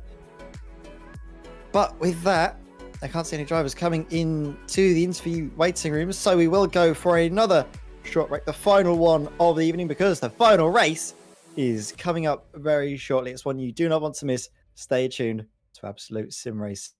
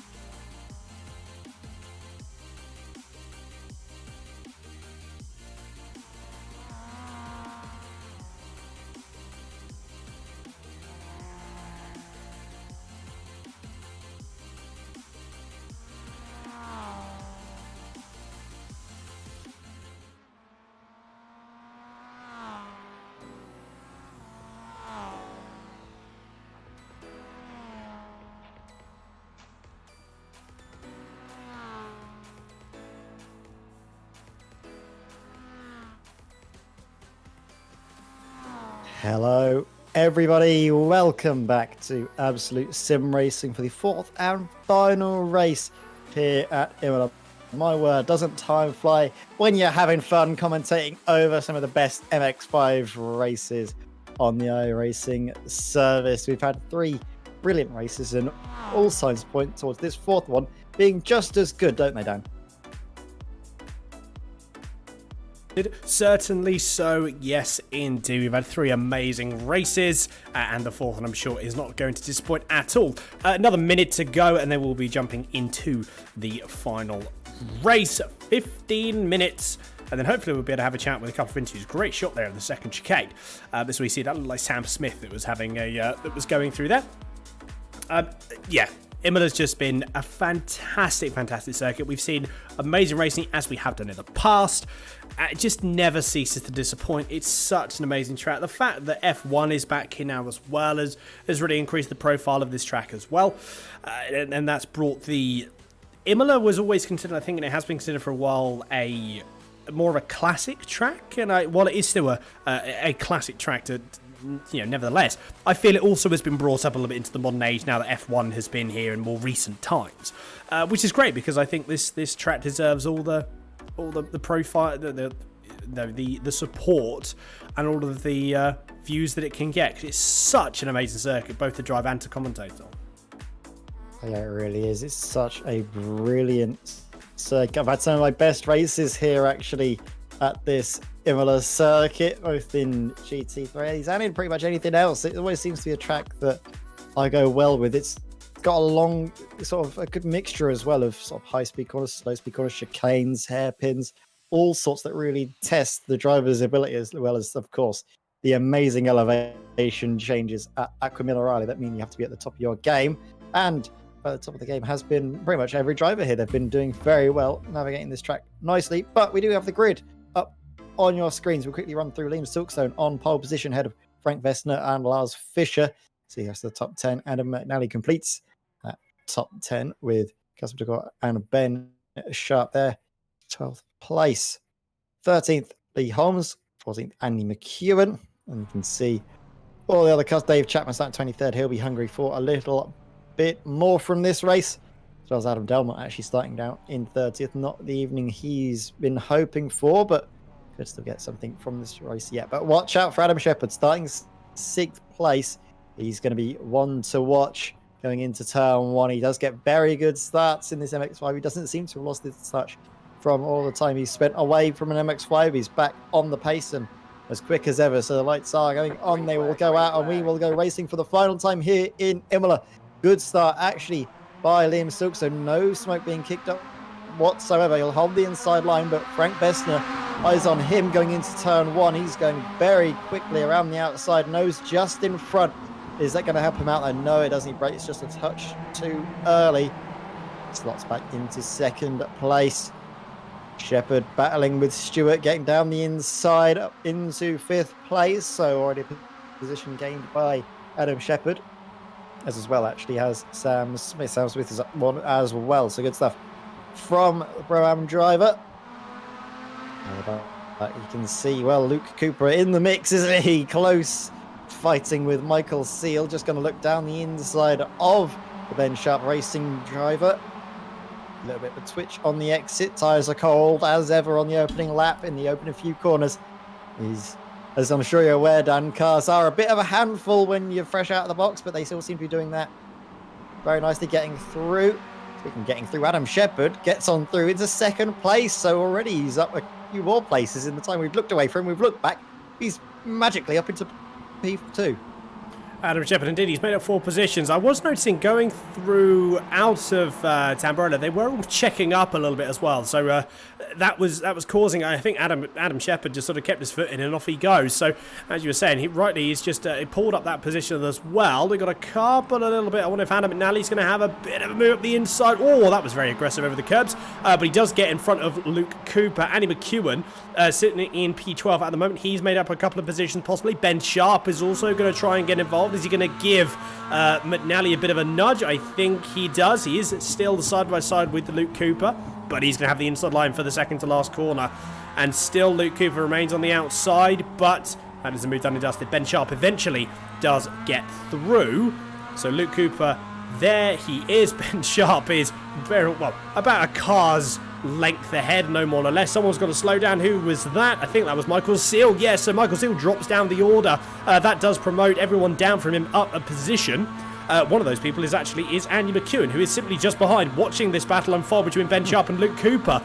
Is he going to try and capitalise? Oh, they are 2 by 2 going into the first game. That's someone got off as well. There's Liam Stilkston. Liam Stilkson's had a bit of a moment. That's a massive moment. So is Frank Vestner's gone off as well. Oh, it's all kicked off now. A huge slowdown to Sev as well. Tries to get out of the way. Stays on a predictable line. Allows everyone to go past him. That was a very, very scary moment, though, for all drivers involved going through turn 1 into Tamburello. Let's have a look at the replay. You'll see how it all happened. 3 wide. That was how it happened. 3 wide. Yeah. How on earth did Adam Shepherd get through that? He'll be thanking his lucky stars he wasn't caught up in that, as the contact happened just to his outside. Frank Best. Oh. Yeah, I'm not really sure you can pin much blame on any driver, because it was kind of inevitable when they go 3 wide into the first corner. Exactly, 3 wide does not go into the first chicane. I mean, it does, but you've got to be very, very precise with your movement and very precise with your steering inputs. It was just that little. I mean, again, cold tyres. The tyres don't really warm up until the first 2 laps. So the 3rd lap is when they really start to actually come on to temp. So that was why that was the case. Oh, Liam Stilson making up his own track there. That is certainly going to be a slowdown. So that's going to promote Craig Cockrell up a position into P17 overall, and certainly it does. So that is a move done and dusted. A little bit further up the field as we go back now to this gaggle of cars. It's actually being led currently by Luke Cooper. This actually, tell a lie, it's being led by James Clark at the moment. Is it still going to be side by side again? Ben Sharp tries to go up the inside once again of Luke Cooper. Is it going to be made? Yes, it is, but Luke Cooper manages to hang it around the outside. Person I'm most intrigued again is, well, actually, Lee Holmes is going to be the person. Look, Lee Holmes is right at the back of that little train, just next to Ben Sharp. Again, they're going to go 2 by 2, possibly. No, they're not, actually, because Andy McEwen slots back in. Although Casper DeCourt and Ben Sharp are going to go side by side, the 5-star motorsport car versus the BSR car. Who is going to come out on top? Luke Cooper has to take a defensive line going down into the first chicane. And everyone manages still to come through. Oh my goodness, everyone just giving about enough room as they can manage. No more, no less, which is great for us because, again, it gives us some amazing commentary opportunities. But just no one's letting up. No one is giving up any positions at all. And that's causing, well, they're all losing time because Luke Cooper at this point is just checked out and has got 0.8 of a second now on Casper DeCourt and Ben Sharp because none of them are yielding. Andy McEwen looks to have a, oh, that was close to the back of Ben Sharp. I want to know how close that was. That must have been very, very close indeed. And then, again, it's just, yeah, someone's going to have to let up eventually. Yeah, but who is he going to be is the real question. No one wants to be that driver to back out of a move, to sort of show their hand and say, I'm not willing to fight it. They are all going to go right up until the end, you'd imagine, unless, of course, the fight boils over just a touch. Oh, Michael Seal with a moment through Akabinarale in the background. What on earth happened? Is he going to stay out of the way just about? But that was scary stuff for Michael, and especially, actually, all the cars that we're coming up to. Let's have look at this replay. This is what happened to Glenn Humberston. This is coming into Tosa. Does he just loops the car around too much in? Tyres maybe just not still up to their optimum. Asks a little bit too much of them and goes around. This is Adam McNally going through and running just a little bit wide, but collects the car back up nicely. So just a small mistake through the first chicane.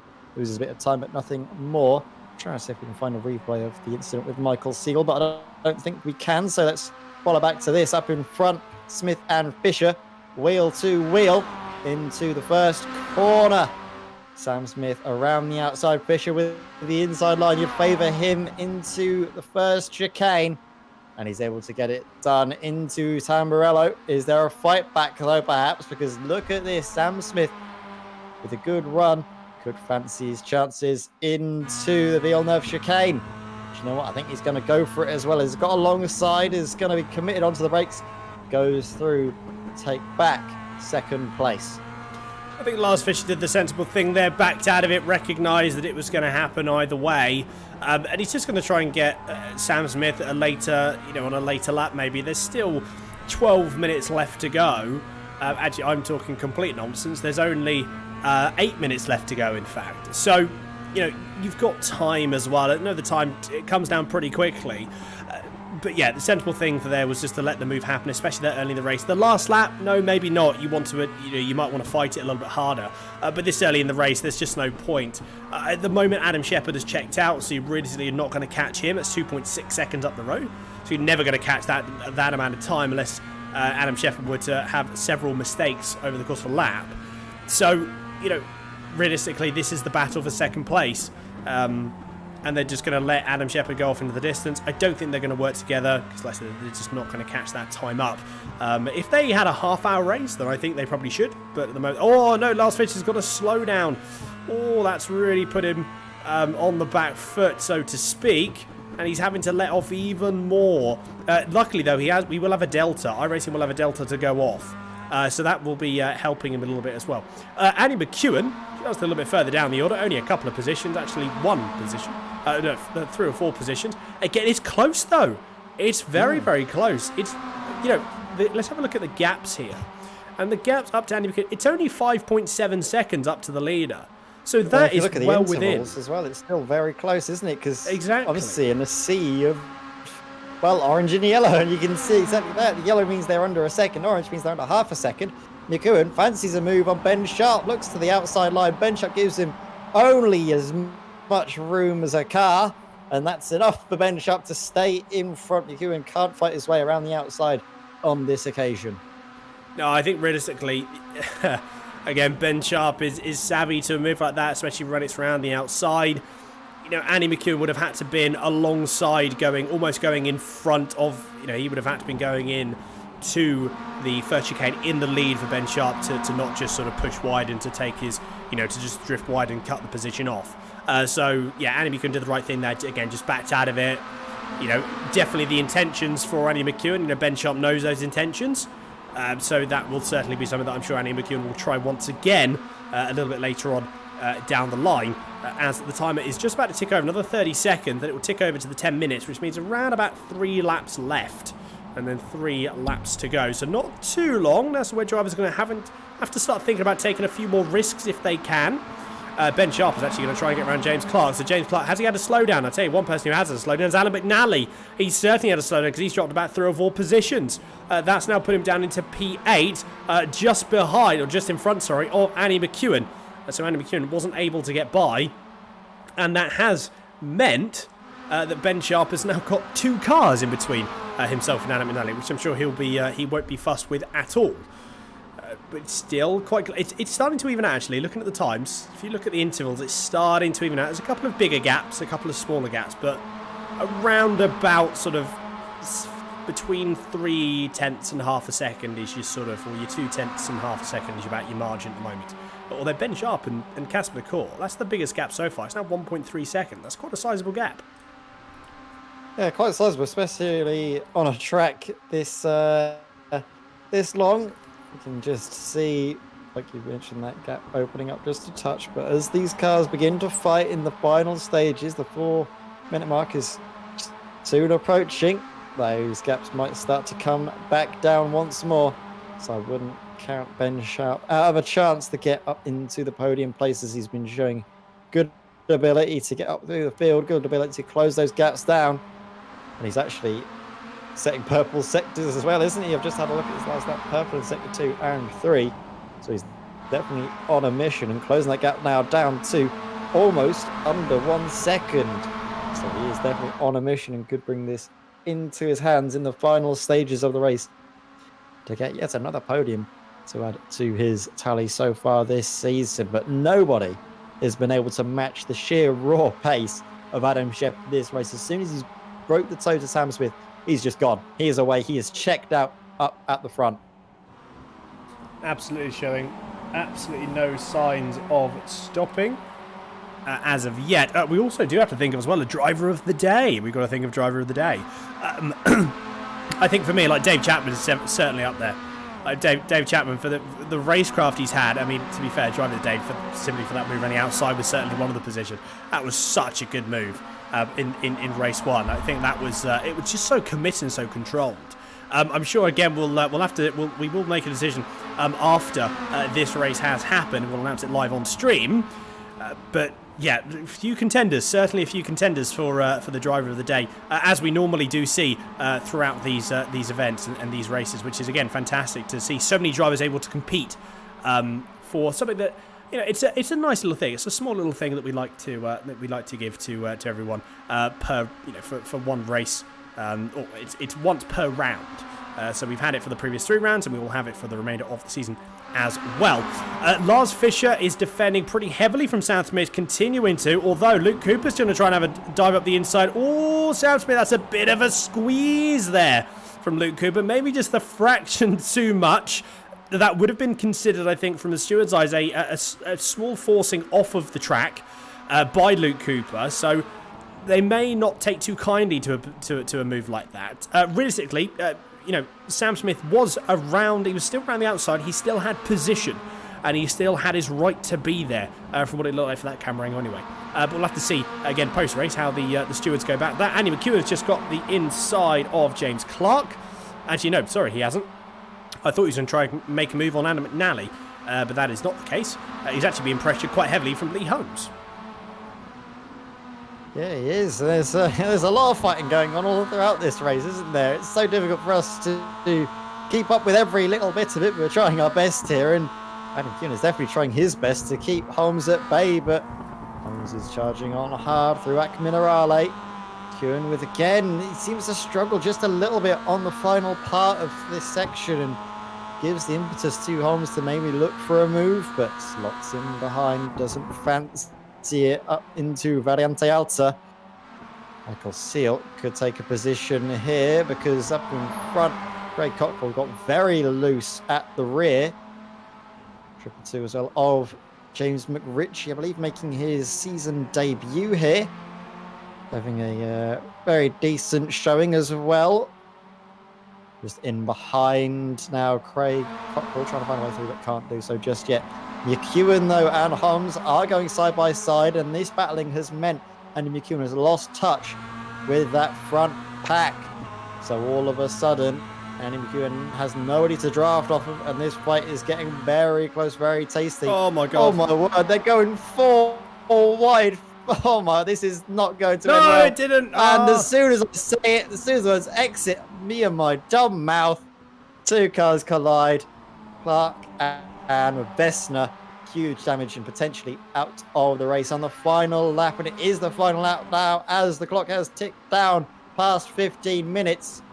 Oh, Craig Cockrell has just been able to get through there, but I want to give credit to McRitchie. That was a great send through there, avoiding a slow moving, not sure who that was moving slowly.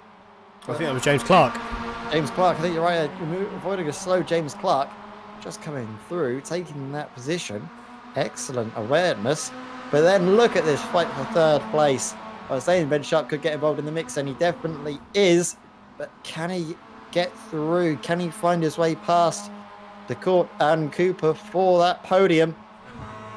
Or will maybe Cooper fancy move on Fisher in front?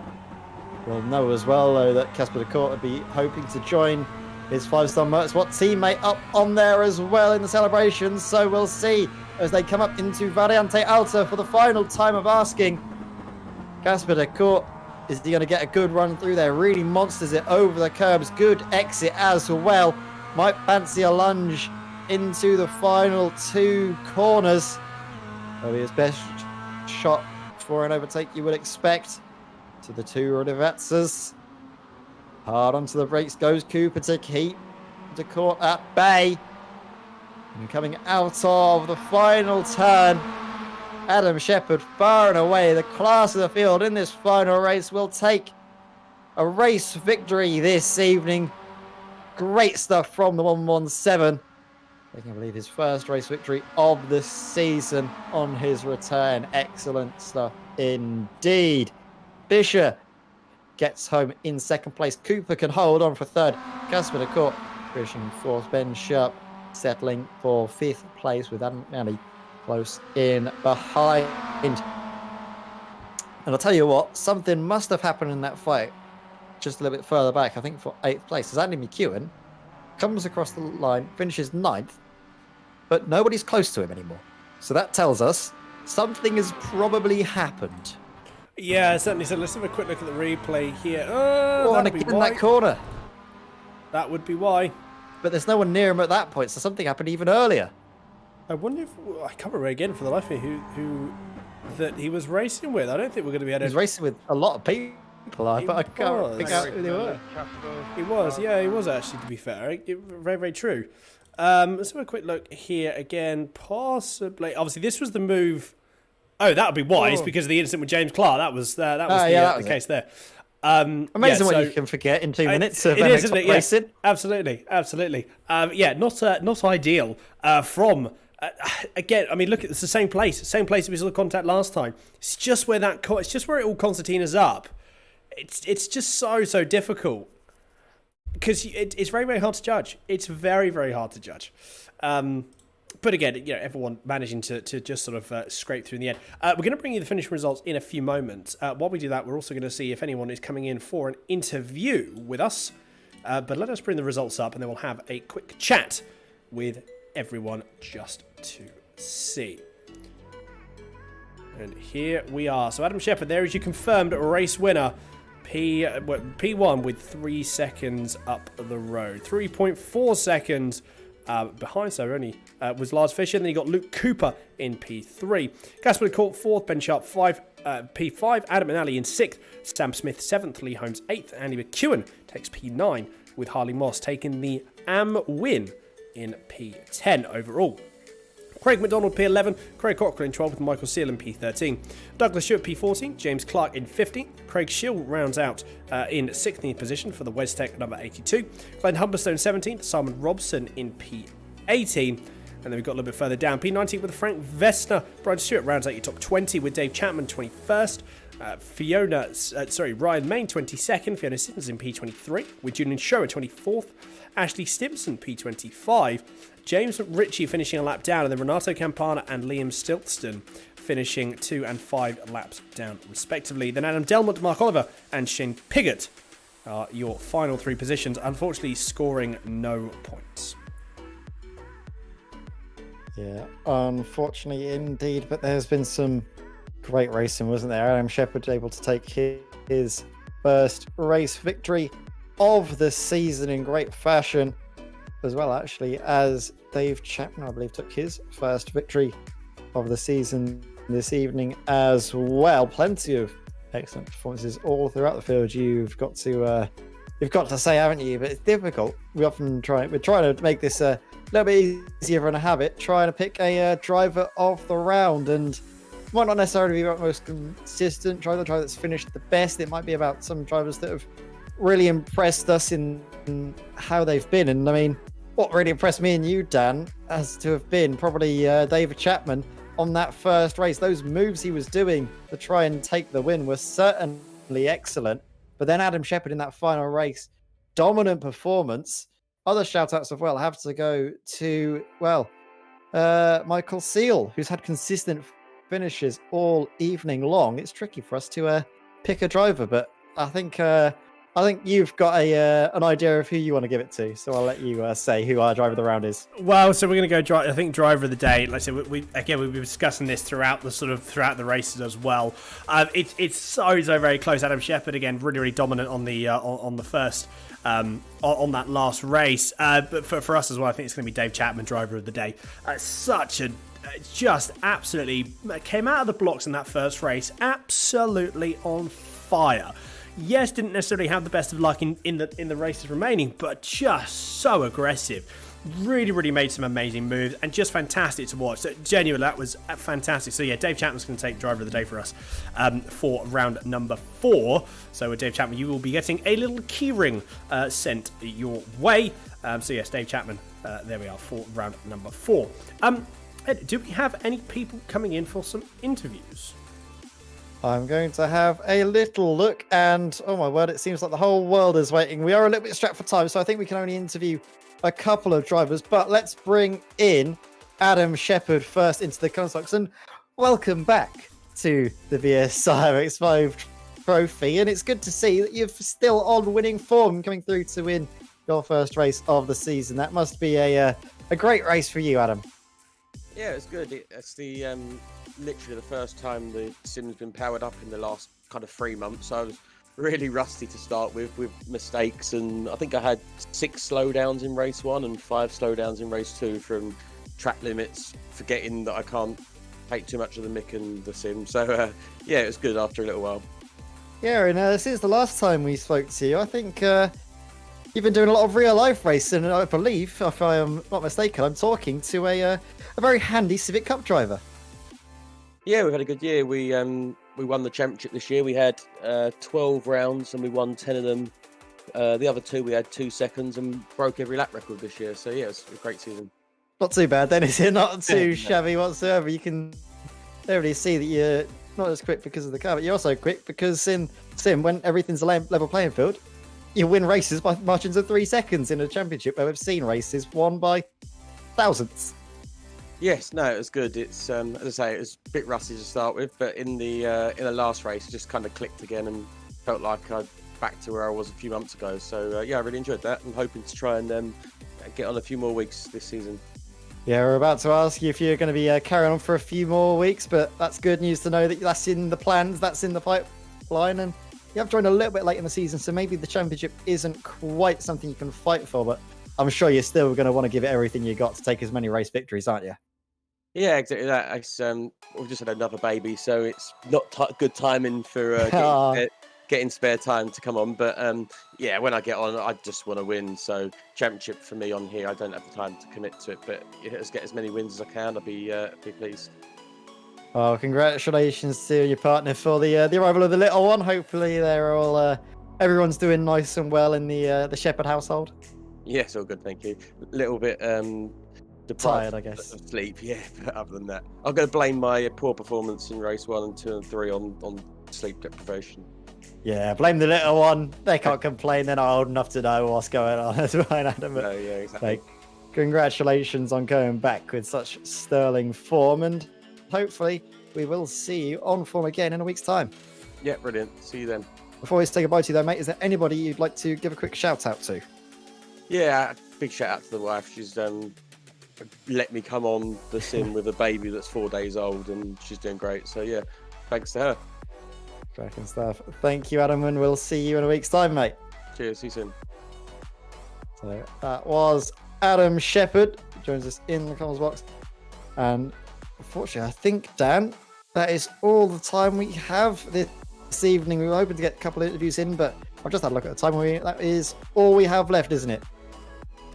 We can have one more. Oh, we can fit in one more. Let's have a look. Who do you fancy bringing in? I'll let you do this one. Let's have a quick chat with, as I'm getting the people. Who have we got? I'll tell you what. Let's have a quick chat with Harley Moss. Race. Actually, let's have a chat with Harley Moss. Yes, let's have a very quick chat. Harley, can you hear us? I can hear you. Can you hear me? I can do indeed. Harley, well, congratulations on the last race Pro-Am victory. However, the few races previous didn't necessarily go your way. Just talk us through it. Yeah, so obviously race 1 was a good race for me again, winning AM once again. Sort of started off how we ended last week. Race 2, it was really, really close for getting that AM victory again. It was, I think, second to last lap. Me and Adam McNally possibly got caught up coming out of the first chicane, either net code or just literally a little bit of a tap. Maybe I come across his nose just slightly too early and got spun around. Didn't get any damage from it, but obviously making sure I rejoined safely. I dropped about 12 places. Kept the podium for AM, but obviously not how I wanted it to go. And then race 3, self-spun in the hairpin on the first lap. So it was all sort of just a recovery game for that race. Well, I mean, like, yeah, you again, well to recover, sort of maintain some points. You know, I think again, from what we're seeing here, is every race it's definitely a steep learning curve, isn't it? Yeah, it's certainly. So I normally race like GT3s with the team, doing like the VRS sprint stuff, and then like the endurance stuff. So coming over to a much lower powered car with effectively less electronic assists and everything, it's definitely a different ball game racing these things compared to the higher powered GT3 cars. It's all about driver skill, not car skill. Certainly, so momentum conservation, isn't it? Yeah, certainly, especially around the track like this with so many long straights. Like one bad corner, you can get stuck on the wrong side of the road and just get swallowed up by 5-6 cars if they're all in a train, and you're not getting back in if they're within enough space of each other, unfortunately. Certainly so. But again, it did very, very well indeed. Absolutely fantastic. Really, really good result for that last one. Before we let you go, Harley, anyone you'd like to give a quick shout out to? Yeah, so Evicted Esports, Sequential Sim Sport, all the sponsors of us. So Majors Garage is one of the main ones, ASN TV, Vertigear. Unfortunately, not riding one of their chairs at the moment. Haven't managed to get around to getting one, but we'll do it at some point. And then just everyone that's come out to my stream as well, like just come and support me, all the team that's supporting me, and then obviously you guys that are running a great show here for all of us. We wouldn't be getting as much viewership and everything like that if you guys weren't here doing such a great job. Very much appreciated, Harley. Well, take care. We'll look forward to catching up with you next week. Lovely. Thanks, guys. Have a good night. And there we go, Ed. That is it. The round done and dusted. Round 4 over. Now we look forward and ahead to round number 5. Yes, we do. And it's the one that I am very much excited for because we go back to the UK for a double header. In the next week, we go to Donington Park, and then the week after, Silverstone Classic National. So 2 UK circuits, 2 very good UK circuits at that as well. We've got the next round 5 of the championship at Donington Park National to look forward to. And it's the national circuit as well, not the one with that weird funny bit slapped onto the end. No, it's the one proper one with the chicane. It was through. Oh, that's going to be great, isn't it? Down a proper circuit with proper MX5s on. You can be sure that is going to be one to watch. Certainly so. Well, while we wait for that to go, we are going to have to wrap up. Thank you all so much for watching. As always, an absolute pleasure to have you on the stream. And congratulations to our winners. And big thank you to the sponsors of this event as well, SIM3D and Go for the Gap. Pleasure to have you part of the league and part of the series as well. But from myself, Daniel Handover, and from Mr. Ed May as well, we will have to say goodbye. Take care, stay safe, and we will see you next week for round number 5.